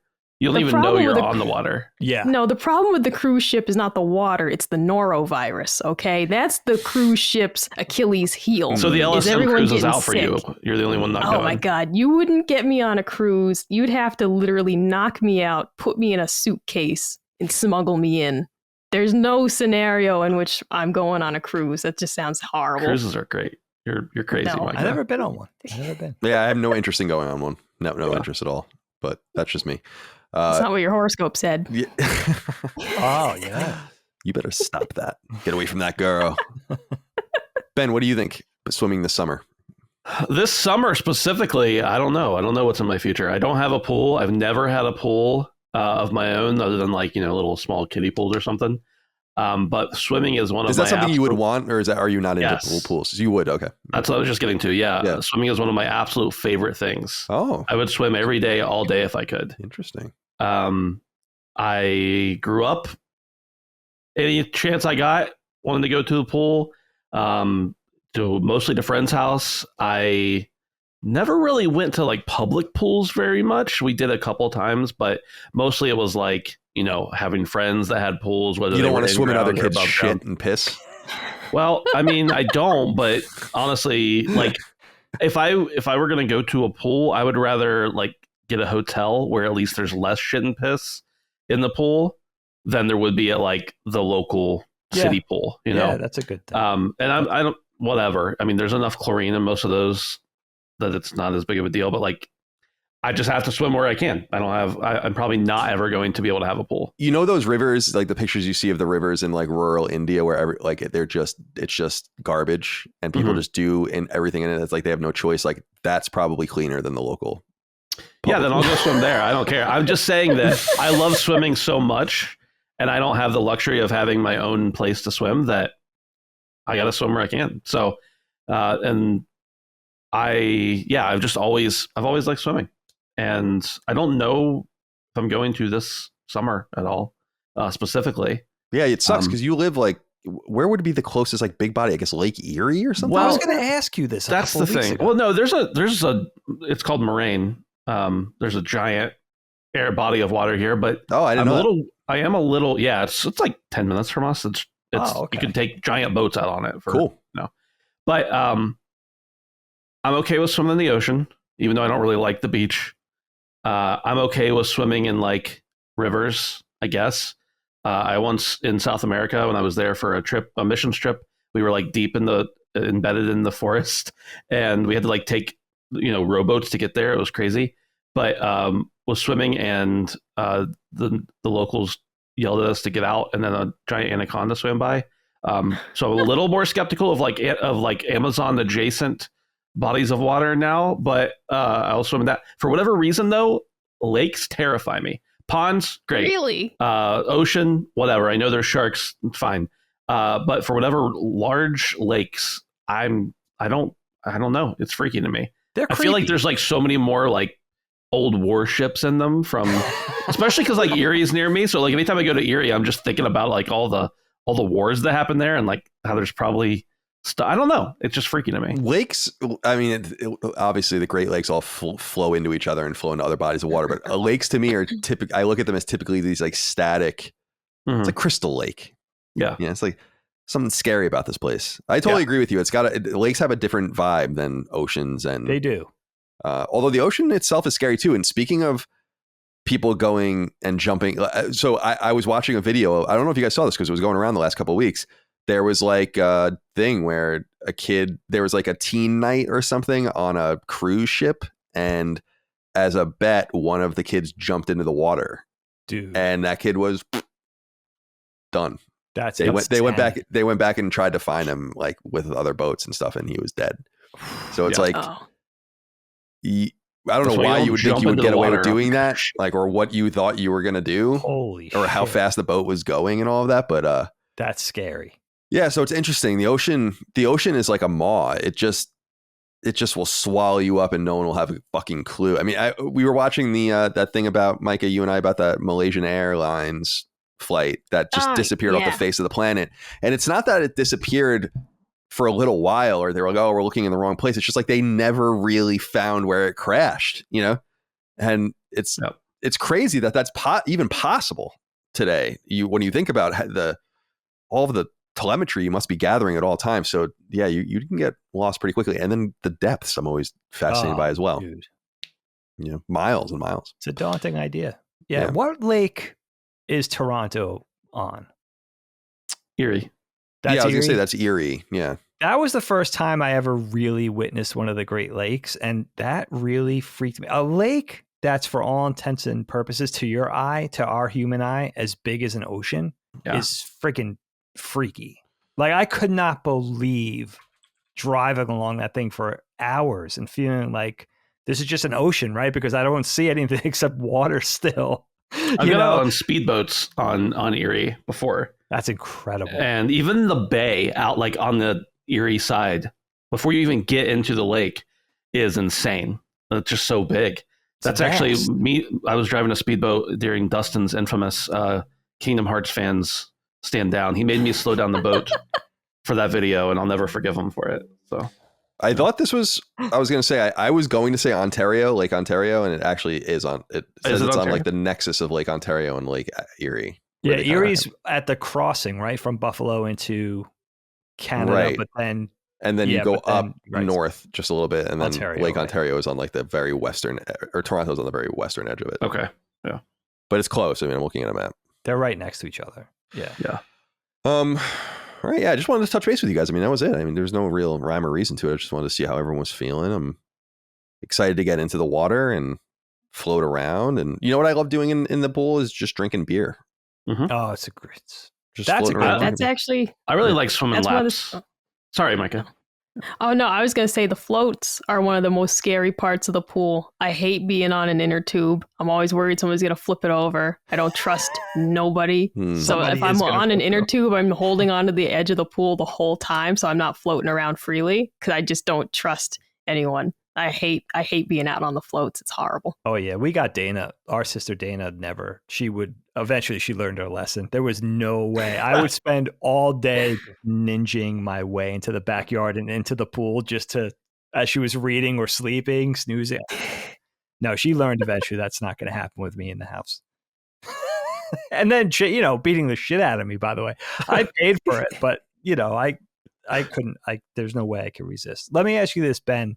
Yeah. And Kyle, because I don't think this applies to you, Micah. We going off the high dive? Are you guys the high dive guys? Sure. I've jumped off the high dive board, but not diving, just jumping like a pencil. Yeah, same. Yeah. Yeah, never. Same thing. And I go to the pool. Our one town pool or the country club pool has whatever it is, the 10-foot high dive.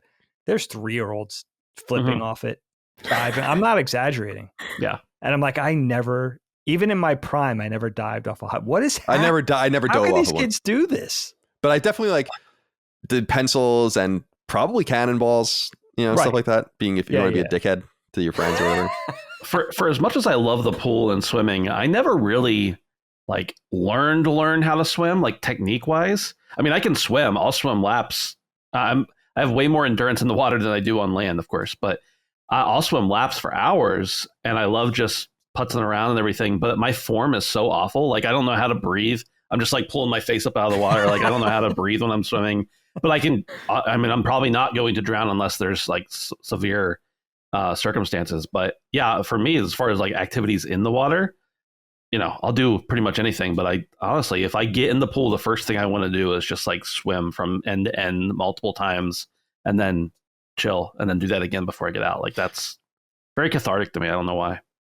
I do want to say, as far as mitigating fears of the ocean, I just think that there's certain things you can do about that. You can't do anything about undertows and stuff, but rip tides, right? You just don't flow and just don't swim when the tide is ebbing, and there will be no rip tides. Yeah, that's true. That would be impossible. So you could do little things like that if you wanted to circumnavigate all of the different problems of you getting into the ocean. But because I love nothing more than just riding a wave in on your just your body, just diving into it. It's so fun. That's fun. Yeah. That is fun. But you got to be there. When you're there, you're there. The lifeguards have you on a short leash if the tides are bad, the rip tides are pretty bad, then you know what I mean? So you might have to swim later in the day. It's not as hot. You're not really in the need of cooling off, so you got to be if you're going to go in the ocean, I think of my oldest, my 16-year-old, she's got to be a strong swimmer, because especially if she's with friends, because they just want to go out. They want to go out as far as they can, as far as the lifeguards will allow, and they want to ride the waves in. They want to be over their head. They want to get to the sandbar. that's out there. Sometimes I see that sandbar and I'm like, I have to put my fear away because my 16-year-old wants to do it. She's not afraid. I'm like, that looks really far away, Lil. Then you're out at the sandbar and you're looking back in and you're like, oh my God, I got to cross 30 feet of water to get back in. You know, it's 30 feet deep between the sandbar and the beach. Am I going to make it? I don't know. Am I going to have a heart attack? 49 years old. You know, like these are the fears now. Yeah. These are the fears. Well, thank you guys for amusing me and entertaining me. Appreciate that. Dave, let's finish with your topic today. All right. So this is an interesting one that me and Ben did something kind of similar, but I just want to know from you guys the films that made you cry. And I think we could extend this into TV too. Initially, I did tell you guys we could extend this into games, but if it's okay with you, maybe we'll leave games for a separate topic. Yeah, that's fine. So we could leave this specific to movies, TV shows that made you cry, the films that reduce you to a bawling ball of a blubbering mess, right? Snot bubbles, waterworks, the whole 9 yards. For me, I don't even know what prompted this. I love a good cry at a movie, but I think it's been a while since I've cried at a movie. So I was thinking about what movies and TV shows have made me cry, have had that like level of emotional impact. And I wonder what those things are for other people too. I came up with a list of 3 live action and 3 animated, actually. It wasn't on purpose, but those were just my top ones. But I'll say for TV, I have a little bit of a TV offering. For TV, the show that always caught me in the heart the most, and Colin and I have been swearing we're going to do this on Knockback at a certain point. He has a great love for this show too, is The Wonder Years. The Wonder Years really resonated with me, even though it's about growing up in the 60s and I grew up in the 70s and the 80s. It always resonated. And you know what? The one thing that always broke me was the adult Kevin Arnold character who's narrating. You have this sort of omniscient narrator. And the one thing that always caught me in the feels was when he would say something that was something that happened in the future. In other words, he would say something with finality, like at the end of an episode, I'm paraphrasing, but he would say, and you know, Winnie and Paul never saw each other again. Like just knowing that was the last time those 2 characters were going to see each other, and only the narrator knows that. Like that message of, I think in the last episode of The Wonder Years, Independence Day, I don't want to spoil it, but he goes it's so heart-wrenching, dude. It's so good. And it capitalizes on the formula of the whole run of the show. But now it's the last one. And he's saying characters that he's kind of summing up what happens with his family and all the characters. And he's saying who passed away and who went on to do this and who had grandkids. And I met Winnie again at the airport and all this kind of stuff. I don't want to spoil it, but that sentiment or that formula of the show where the narrator would say things like that, it would be like, it always caught me. That I think that's the thing about the show, besides the nostalgia of growing up and the pain and the triumphs and the loss and the wins and all those kind of things. Other than that, I think it was just the way they did it, where he was telling the story far into the future. So the narrator knew the outcome and he would share that with the audience. That sentiment always really caught me. I always loved that. Now I'm just gonna tell you guys. Hold on, before you move on, quick note about The Wonder Years. I just want to say, sure. The one thing that I love that the Wonder Years reminds me of The Office, actually, in this way. Although The Office doesn't do it quite as well because it doesn't linger, which I think is what makes The Office good. But it becomes very serious. It's really funny until it's not funny anymore. And The Office does that, I think, really expertly, but it just moves on. I always think about the episode where Roy goes crazy in the bar, right? And that's like season 3 or whatever of The Office. And that's like when they're kind of breaking up or whatever. And I was like, that's a really serious moment. But they quickly move on and something's funny like 15 seconds later. But what's interesting about The Wonder Years, and you kind of see this in the cadence of the run of episodes, is that there are entire episodes where it's like, this isn't funny at all. Yeah. And it's one of those serious ones about Karen running off with her boyfriend. Or the one episode I remember that's mega sad because it's about, the episodes about the relationship between his parents are always sad. Like those sad ones.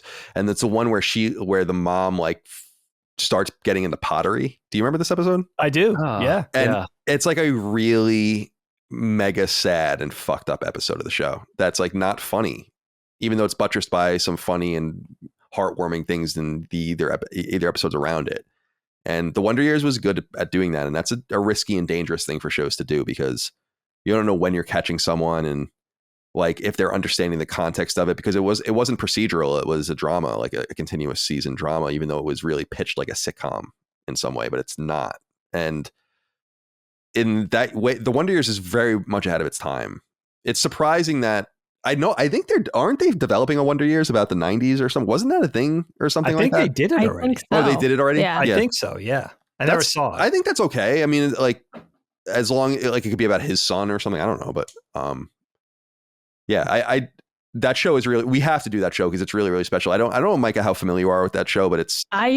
I thought you were talking about Growing Pains starring Alan Thicke, so no, I've never seen it. The whole time I was picturing him, and then you're like, it gets real sad, and I was like, does it? Important. Does it get real sad? Yeah, The Wonder Years is really, really, yeah, it's a really special show. That's like a one of a kind kind of show. It really is. Yeah. Very, very, very unique. Growing Pains also important, Micah. Yeah, it takes place in Huntington. Yes, that's why we love that's a really good show. I didn't like the other one you guys did on Knockback with the guy from How I Met Your Mother. I didn't like that one very much. Which one? But I'll try this. Which one? I don't know. What is it called? It's the Marshall from How I Met Your Mother, Jason Segel. What I don't know what show he was in. Some teen drama. Freaks and Geeks. Oh, Freaks and Geeks. What? I hated it. Oh my God, It was gross. Freaks and Geeks is kind of like Wonder Years, so I think it's that similar. They're related to each other.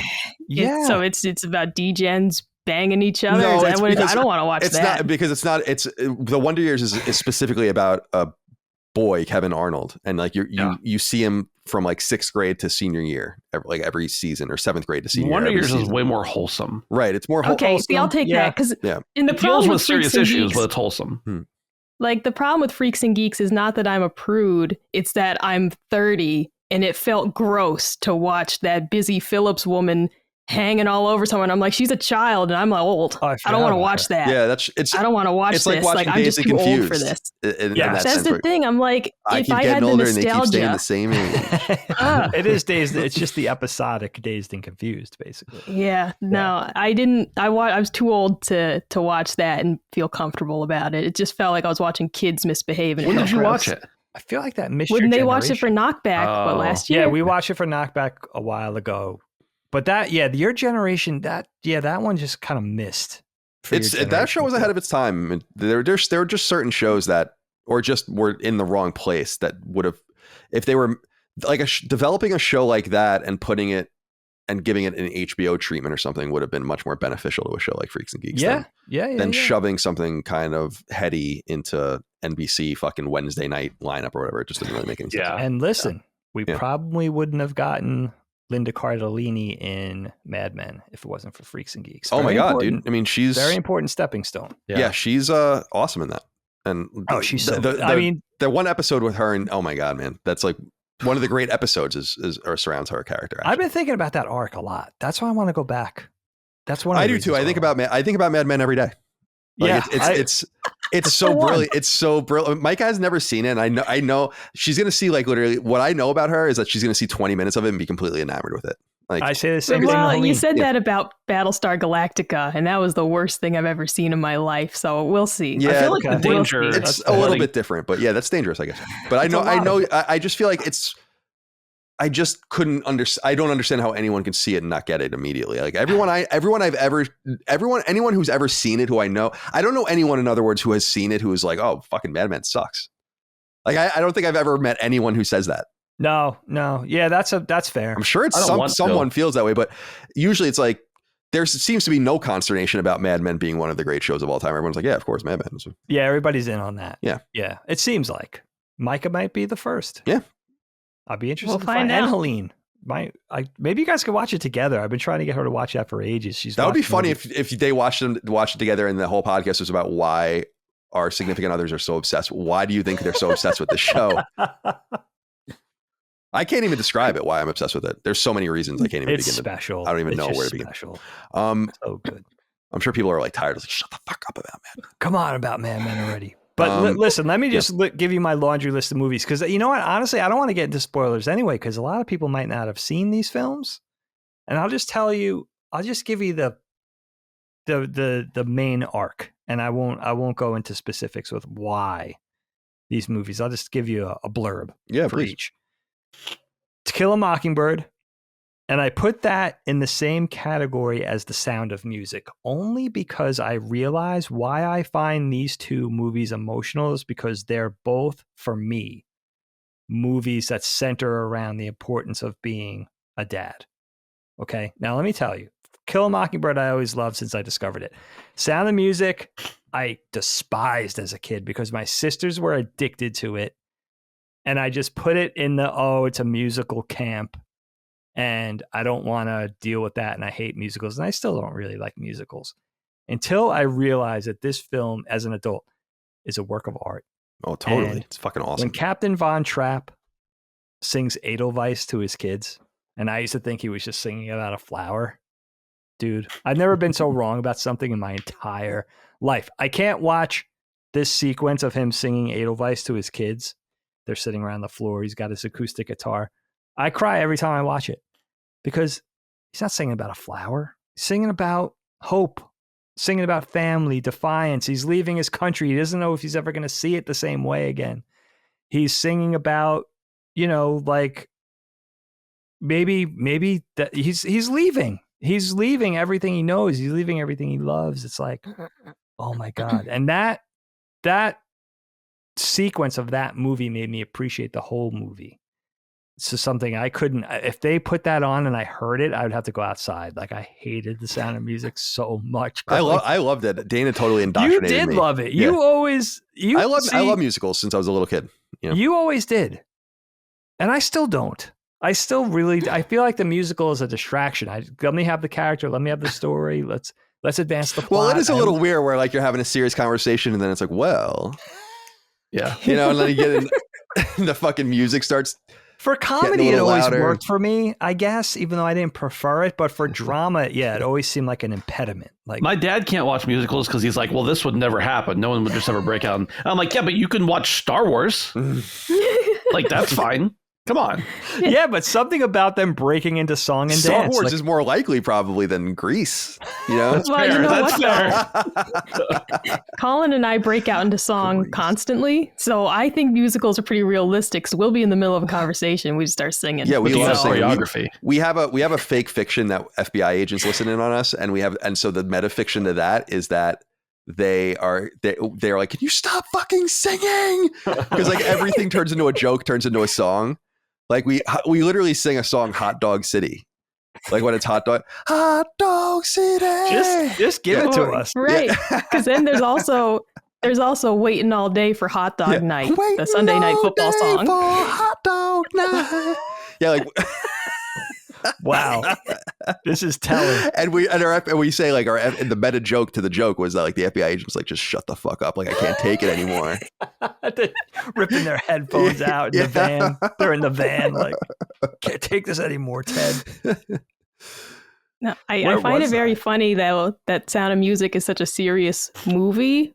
Only because I haven't seen it since I was like 8 or 9, and I had no idea what it was about. I saw it several times, but I didn't know what it was about till I was an adult. And I just thought it was a really fun romp. And yeah, the guy's singing about a flower and the kids are waving goodbye and there's police there. And I'm like, all right, it's time to go. And I didn't know what was happening. And so now as an adult, I'm like, this is horrific. It's very different now. But as a kid, it's just like Julie Andrews, fun romp.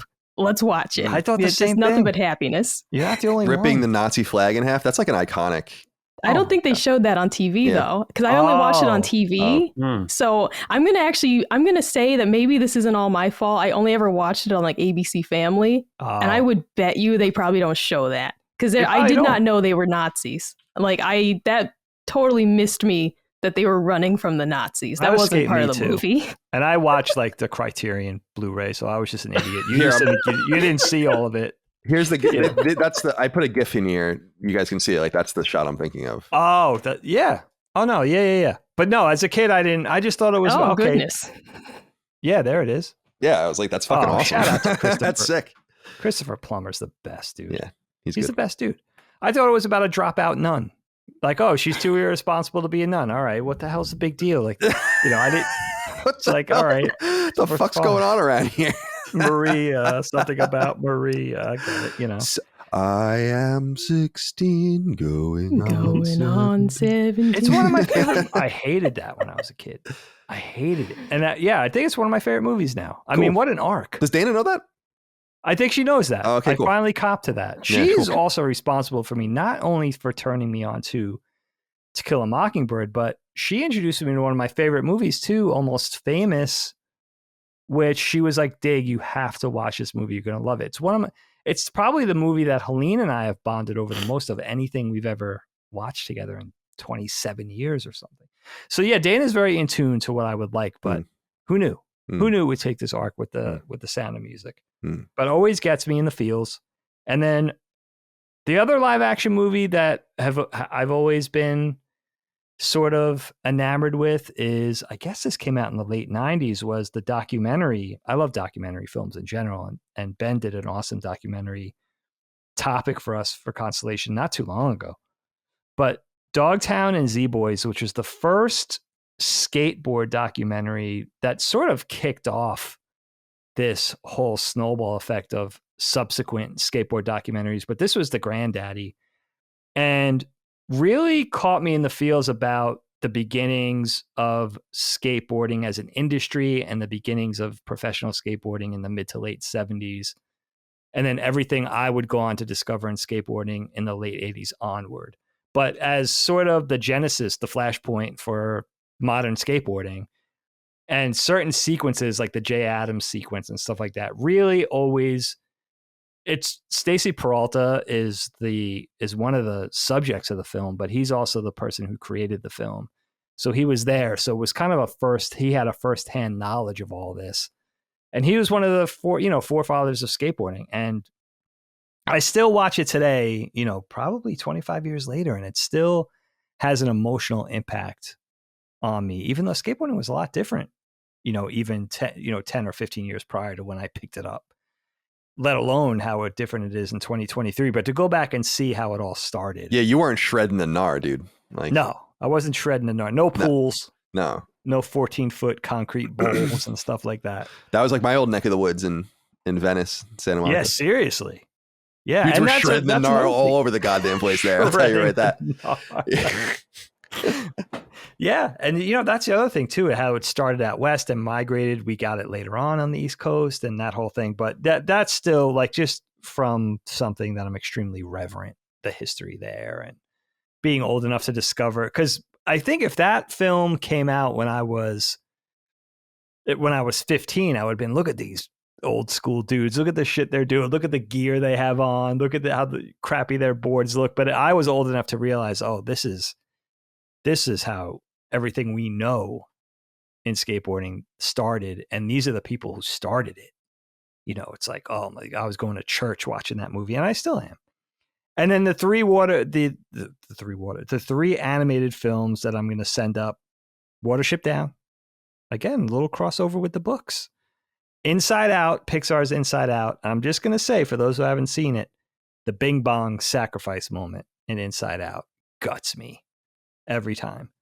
And Iron Giant, Brad Bird's magnum opus. Iron Giant, the Superman moment at the end, and I am not a gun.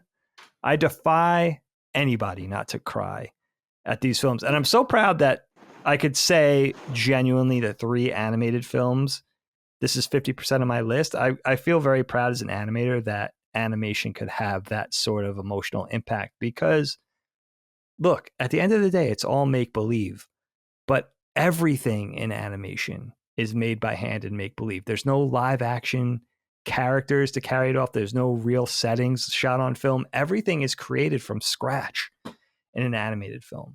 And to be able to resonate like that with drawings, with computer models, with everything that's purely of the imagination is just unbelievable. And I was hoping that animated films would make the list, but as I went down, it was a cinch. I had to leave things off the list. So let me throw it over to one of you cats.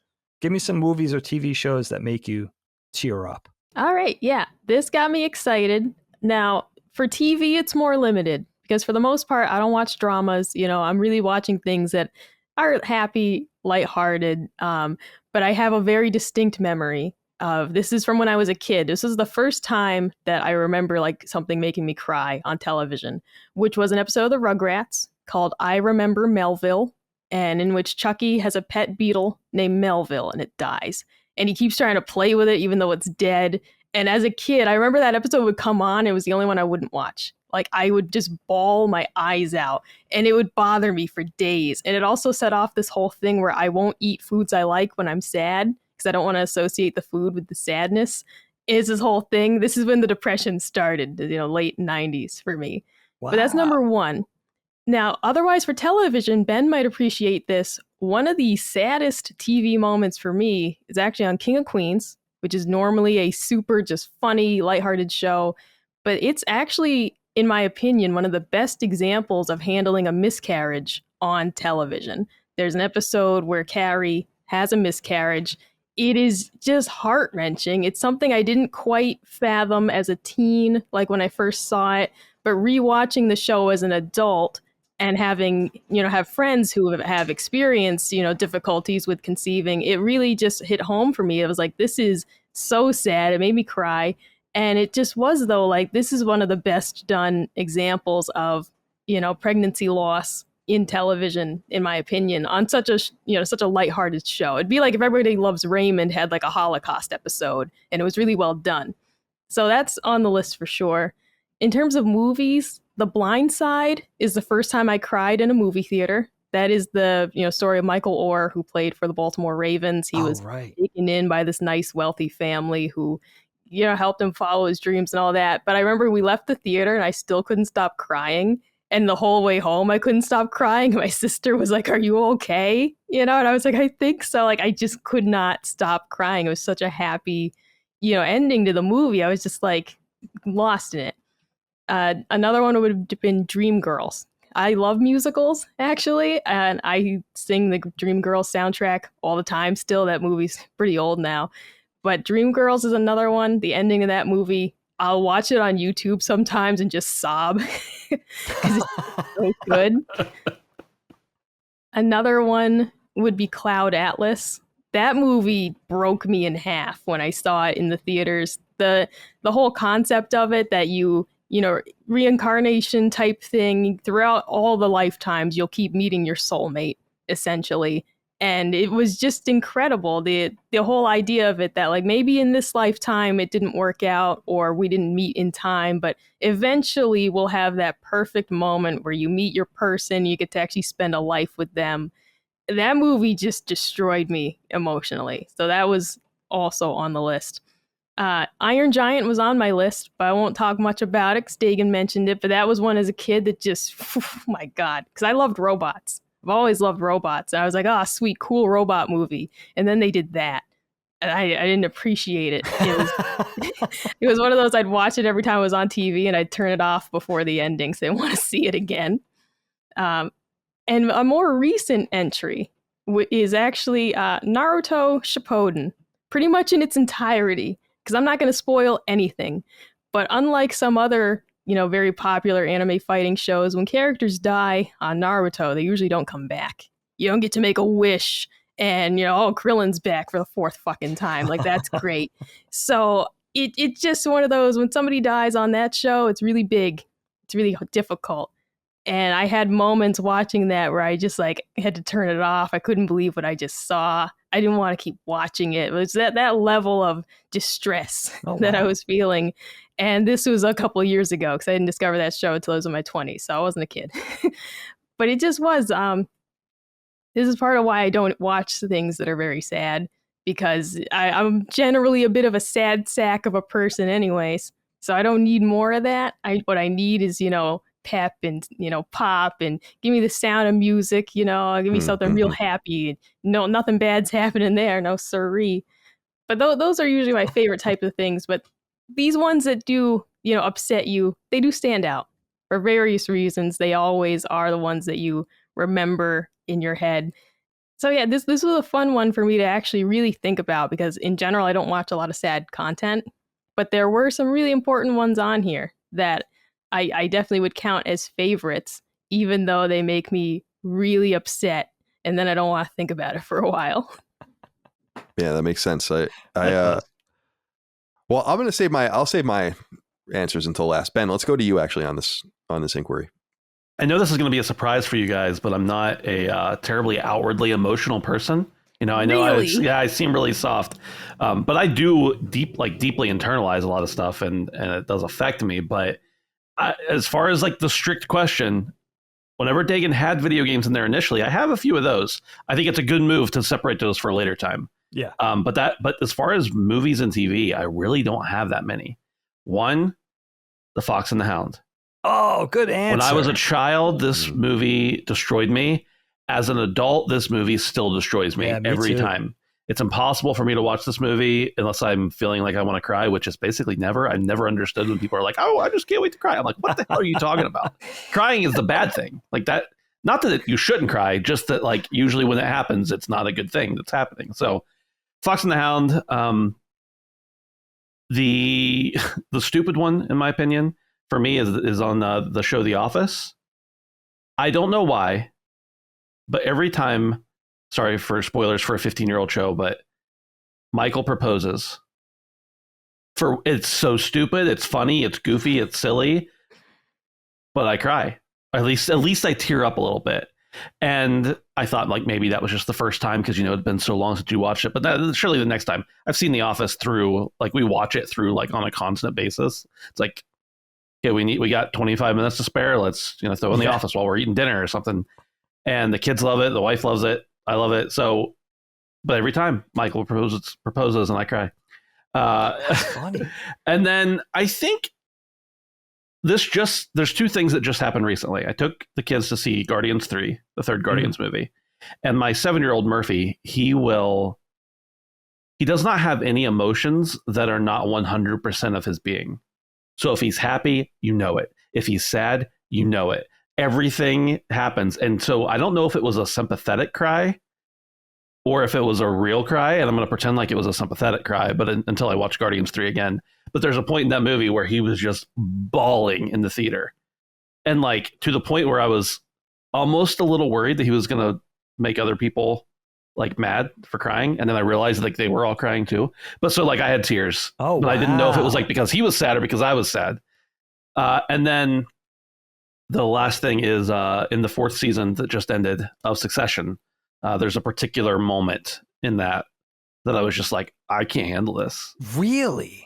Yeah. And for me, like literally on my list of 4 things for that to be one of them, that's huge. But I can't talk about what it is because it's a month old. No, but I'm curious, Ben. Yeah. Let's stay out of spoiler territory, especially with Succession. But I just started the 3rd season last night. And I told Colin briefly, I'm struggling with the show a lot because it's keeping me compelled to keep going. Mm-hmm. But I'm finding it hard to, I'm looking for a hook. I'm looking for, I think a lot of it is the hype. I'm trying to understand it. Like how I can't now. Let's say I'm in season 3, episode 2. I can't imagine anything being emotional at this point. So I'm wondering, how does it change? I can't really tell you in any sense of the word without just telling you. I can't see it. Maybe the hype is playing into it. I started it when it came on, like when it was originally on. I stumbled upon it like a couple episodes in. Yeah. And I see all these like revisionist history takes. Like, for instance, Gene Park, a friend of ours, works with us, but he made some statement on Twitter about how like, oh, it's, this is just a fine show. It's really good, but it's just fine, yada, yada. It's all the hype. And I'm like, you started this 2 months ago. It's not all hype. This show was great when nobody was watching it. It's still great. It was still great when it was ending. And so maybe that is part of it. You're looking for the hype. But for me, I literally watched it over 5 years. Yeah. So maybe that does have something to do with it. It started in 2018. So yeah, I forgot. I was looking at their iPhones and I was like, what the hell? Thinking it started this year. And then remembering this show has been on for a long time, Dagan, yeah. idiot. In the scheme of shows, it's been on kind of a long time. But no, there's just, I don't know, maybe it was a personal connection, or maybe it was I don't know without spoiling it, but there's definitely some sad moments. I agree. In the first 2 seasons, I don't really think there's anything sad as far as like tears sad. They're sad like can't believe things. People, there are some people actually like this sad. Yes, but there are actually some sad things that happen later on. Interesting. Yeah, I'm going to keep going for that. I want that. Multiple, as a matter of fact. Okay. Multiple. Okay, yeah. That's interesting. Yeah, I got to see it through. Yeah. Oh, you have to now. If you're in season 3, you've come a long way. Yeah. All right, for me, I'll answer this quickly. Dagan has an out soon, and we've been going a while, but a few things came to mind for this topic, which I think is a great topic. I tried to kind of come up with some offbeat answers, especially because I'm not much of a movie guy, but I threw a few out here. Dead Poets Society. The end of that movie is really, really sad, and the movie's fucked. That movie's fucked up. Mm-hmm. You know? And basically got a teacher taking a fall for something, and his students kind of coming to his aid and all of that. So I wanted to give a shout out to that. Shout out to Robin Williams, of course, who is awesome in it. And it's a film from 1989. If people want to check it out, it's based on I think it's based on isn't it based on a book? I don't know. I think it is. Just a movie. I don't know for sure. Maybe not. I thought it was. And then I threw in here the 1991 film My Girl, which I think is... Oh, man. Now, the thing about My Girl that's interesting is that that's probably the first time I was really exposed to that level of sadness for like a contemporary movie of mine. Like I was 7 when My Girl came out, and I feel like I saw it pretty much immediately. And it was pretty heavy. And it really shows Macaulay Culkin had really interesting range as a kid. He was good. He was good in Good Son too and all that. I don't know. So My Girl was really sad. And then I also brought up this one. This is one that really, really shocked me. Because I thought it was just complete studio schlock. Like I was like, I couldn't have been any less interested in this movie. And an ex of mine made me watch it with her. And I ended up being like, wow, this movie is, I never want to even think about this movie ever again, which is Marley and Me. That movie is so horrifyingly sad that I'm like, I'm good on this, ever seeing this again. And it's like, it's the encapsulation of my entire nightmare with Rush. Like, what do you even do? I couldn't even imagine it. And I was like, oh my God, I don't want to watch this. It's like, why am I watching this? It's, it got pretty close to sorrow porn. And I wanted to throw this out there for sorrow porn, which is I watched This Is Us for probably a season and a half or so. And that show is fucking insane. Yeah. Like, I don't know what the point of that show is if it's not just to be sad about everything. It's horrible. Yeah. Like, from that perspective, it's like, why are we watching this? Like, that's so sad. It's like, just kill the guy already. Like, just do it.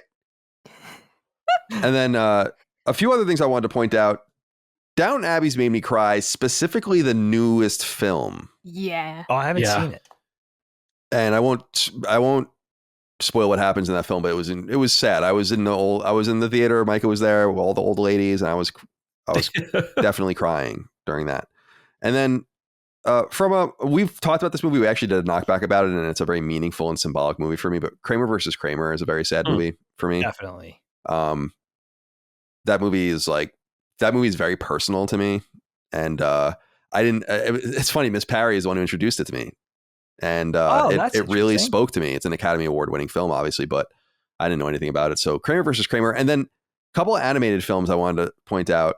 I had Fox and the Hound on there, which is interesting that you did too. And to a degree, although it's not quite as dire as that, but something like Bambi is even really sad, but that's just more harrowing when you're a kid. But the two sad movies that I wanted to call out is An American Tale, which is one, and to an even greater degree and a really fucked up degree, this movie really scarred me as a kid, and I really internalized it, was The Land Before Time. Oh, shit. Oh, interesting. Yeah. So sad. That movie is devastating. Films. Yeah, it's horrible. It's a horrifying movie. It's like all their parents are dead. Everybody dies. All of their parents are dead. You know, like it's pretty.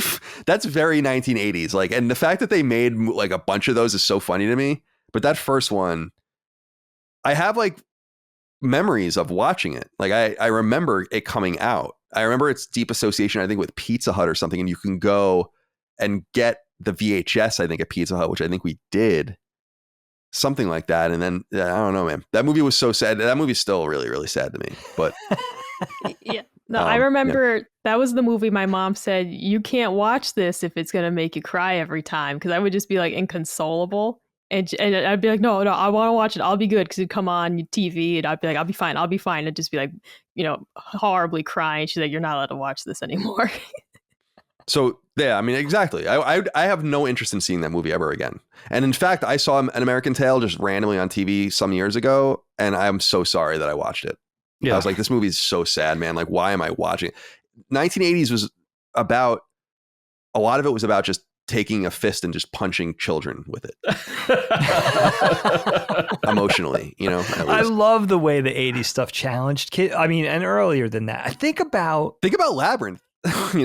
Everything in that decade, and extending arguably back into the 70s. But think about the act of killing parents in a children's film, not just an animated film. It's the most compelling thing that you could have in a film for kids. You have a captive audience if you just do that. And Walt Disney did it with Bambi back decades earlier, and Don Bluth just capitalized on it and brought it to the next level by killing all the main characters' parents. But you have an automatic captive audience because there's nothing more compelling or frightening than that for a kid. So putting that into a movie is sinister, but it's genius. Because kids are you're speaking directly to them. Totally. They know exactly what that is. I think it imprinted in me in some weird way, Absolutely. Yeah. So there's so many selections of things. I'm actually a very sensitive person. So a lot of things make me upset when I watch them or whatever, but I'll leave the video game stuff. I mean, there's a lot of great gaming choices as well, but I'll leave those for, like you said, another time. Is everyone satiated on this topic? Dagan, we go back to you. Are you good? Yeah. I mean, you know what? I like what Ben was saying made sense to me, but I don't know. Like I like to cry. I like something to make me cry, whether it's a song, a video game, a TV show, a movie, doesn't matter. I like the catharsis of just having a little bit of a tearjerker and getting misty. I don't know what it is. And it gets more pronounced as I get older, oddly enough. Like there's just something about it. Like I want to feel everything. So most of the time, luckily, I want to feel happy, but you just want to feel, man. Gamut of emotions, Yeah. So yeah, I don't know. I think a lot of this stuff was a good reminder. I wanted to know if there was anything like maybe I could go back to. The Fox and the Hound is a great one because that came out when I was little. I think I had a Fox and the Hound lunchbox in kindergarten or first grade. I mean, that's how far back that movie Top goes. 3 Disney movie for me, man. I love that movie. Yeah. It's very That's a great special. Choice. That's a great choice. Last year, that old lady, she had a wagon. Yeah. Last year, Dustin and I went to a toy show, and usually when I go with Dustin to these things, he like spends $300, and I'm like, I just had fun hanging out for the $5 admission fee. I don't know. And at this one, there was this beat up old Fox and the Hound lunchbox, and I don't even remember what I paid for it. I think it was under $20. But I saw it and I was like, how much do you want for this? And he told me, and I just like immediately pulled the money out and handed it to him. And Dustin's like, you actually bought something? And I was like, I don't know what happened. It just bought it. I had to. Like it forced itself upon me. I had to buy it. Gold, my friend. Well spent. Well spent. And you know what the other one is? I'm just gonna admit it to you guys. I wasn't going to, but I might as well.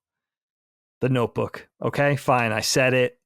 Pre-Drive Ryan Gosling. It's hard to admit this, but that movie is just, I wanted to hate it, but come on. The husband, you're dealing with the wife with dementia or Alzheimer's, whatever she has, and he finds a way to briefly bring her back into recognition, and they kind of could relive a moment together before she goes away again. Dude, come on. If you ever loved anybody, how do you not cry at The Notebook? Because it just wasn't very good. Come on, I dared to love Ryan Gosling before. Now we all love him, right? But no. I dared to love Mickey Mouse Club Ryan Gosling before he got in that scorpion jacket and drove the getaway car. Come on. That takes guts to admit this. Well, I'm proud of you. I'm glad that you think so.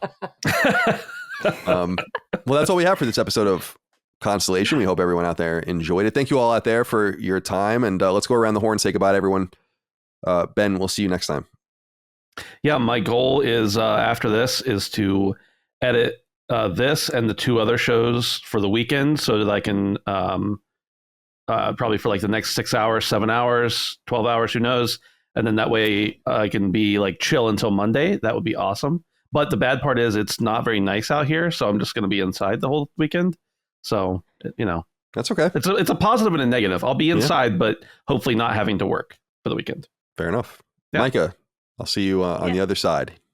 Indeed. I just want to say I woke up this morning because my dog kicked me in the face. And I was honestly worried that I was going to have like a black eye. Like it really was just a paw straight to my eye. I woke up, like it happened in my dream. And I woke up and was like in pain, realized it was real. So that's how I started my day, hoping to finish it. Oh, of course. Yeah, he has to have that kind of force. He has the power. Yeah. Treble hits me in the face, but she's so weak. Your bones are the toothpicks, you know. Rush is actually like pretty strong and meaty. As bopped me right in the eye. A little bit afraid that something was going to be wrong. I'm fine. I think I can see. But I'm hoping to finish my day better than it started.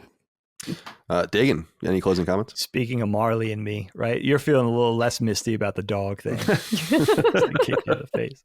I feel like I would kick the dog back. I honestly feel like they have no regard for our bodies at all. They don't care. No. He put his head right on my pillow as soon as he did it. He like moved. He basically hit me. I woke up and I lifted my head and he put his head in the spot. like that. Slightly entitled. Yeah, that's all right. That's why we love them. That's why we love them, my friends. No closing comment, Dave, otherwise? No, that's it. I just wanted to talk about dogs. All right, fair enough. All right. It's time for us to go. Appreciate you guys. Thank you for your love, kindness, and support on Patreon and free feeds. Patreon.com/laststandmedia. Laststandmedia.store for merch if you're interested. We couldn't do it without you. We'll see you next time for more. Until then, goodbye. Constellation is a product of Last Stand Media and Colin's Last Stand LLC and is proudly recorded in the USA. The show was conceived by and is directed and hosted by me, Colin Moriarty. My co-host is my brother, Dagan Moriarty.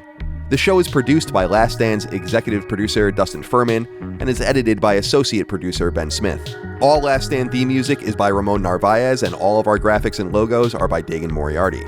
As you know, all of Last Stand Media's podcasts, including Constellation, are fan-funded on Patreon at patreon.com/laststandmedia. The following names are at the producer level on Patreon, our highest support tier, and we're infinitely grateful for your thoughtful and kind contributions to our independent endeavor.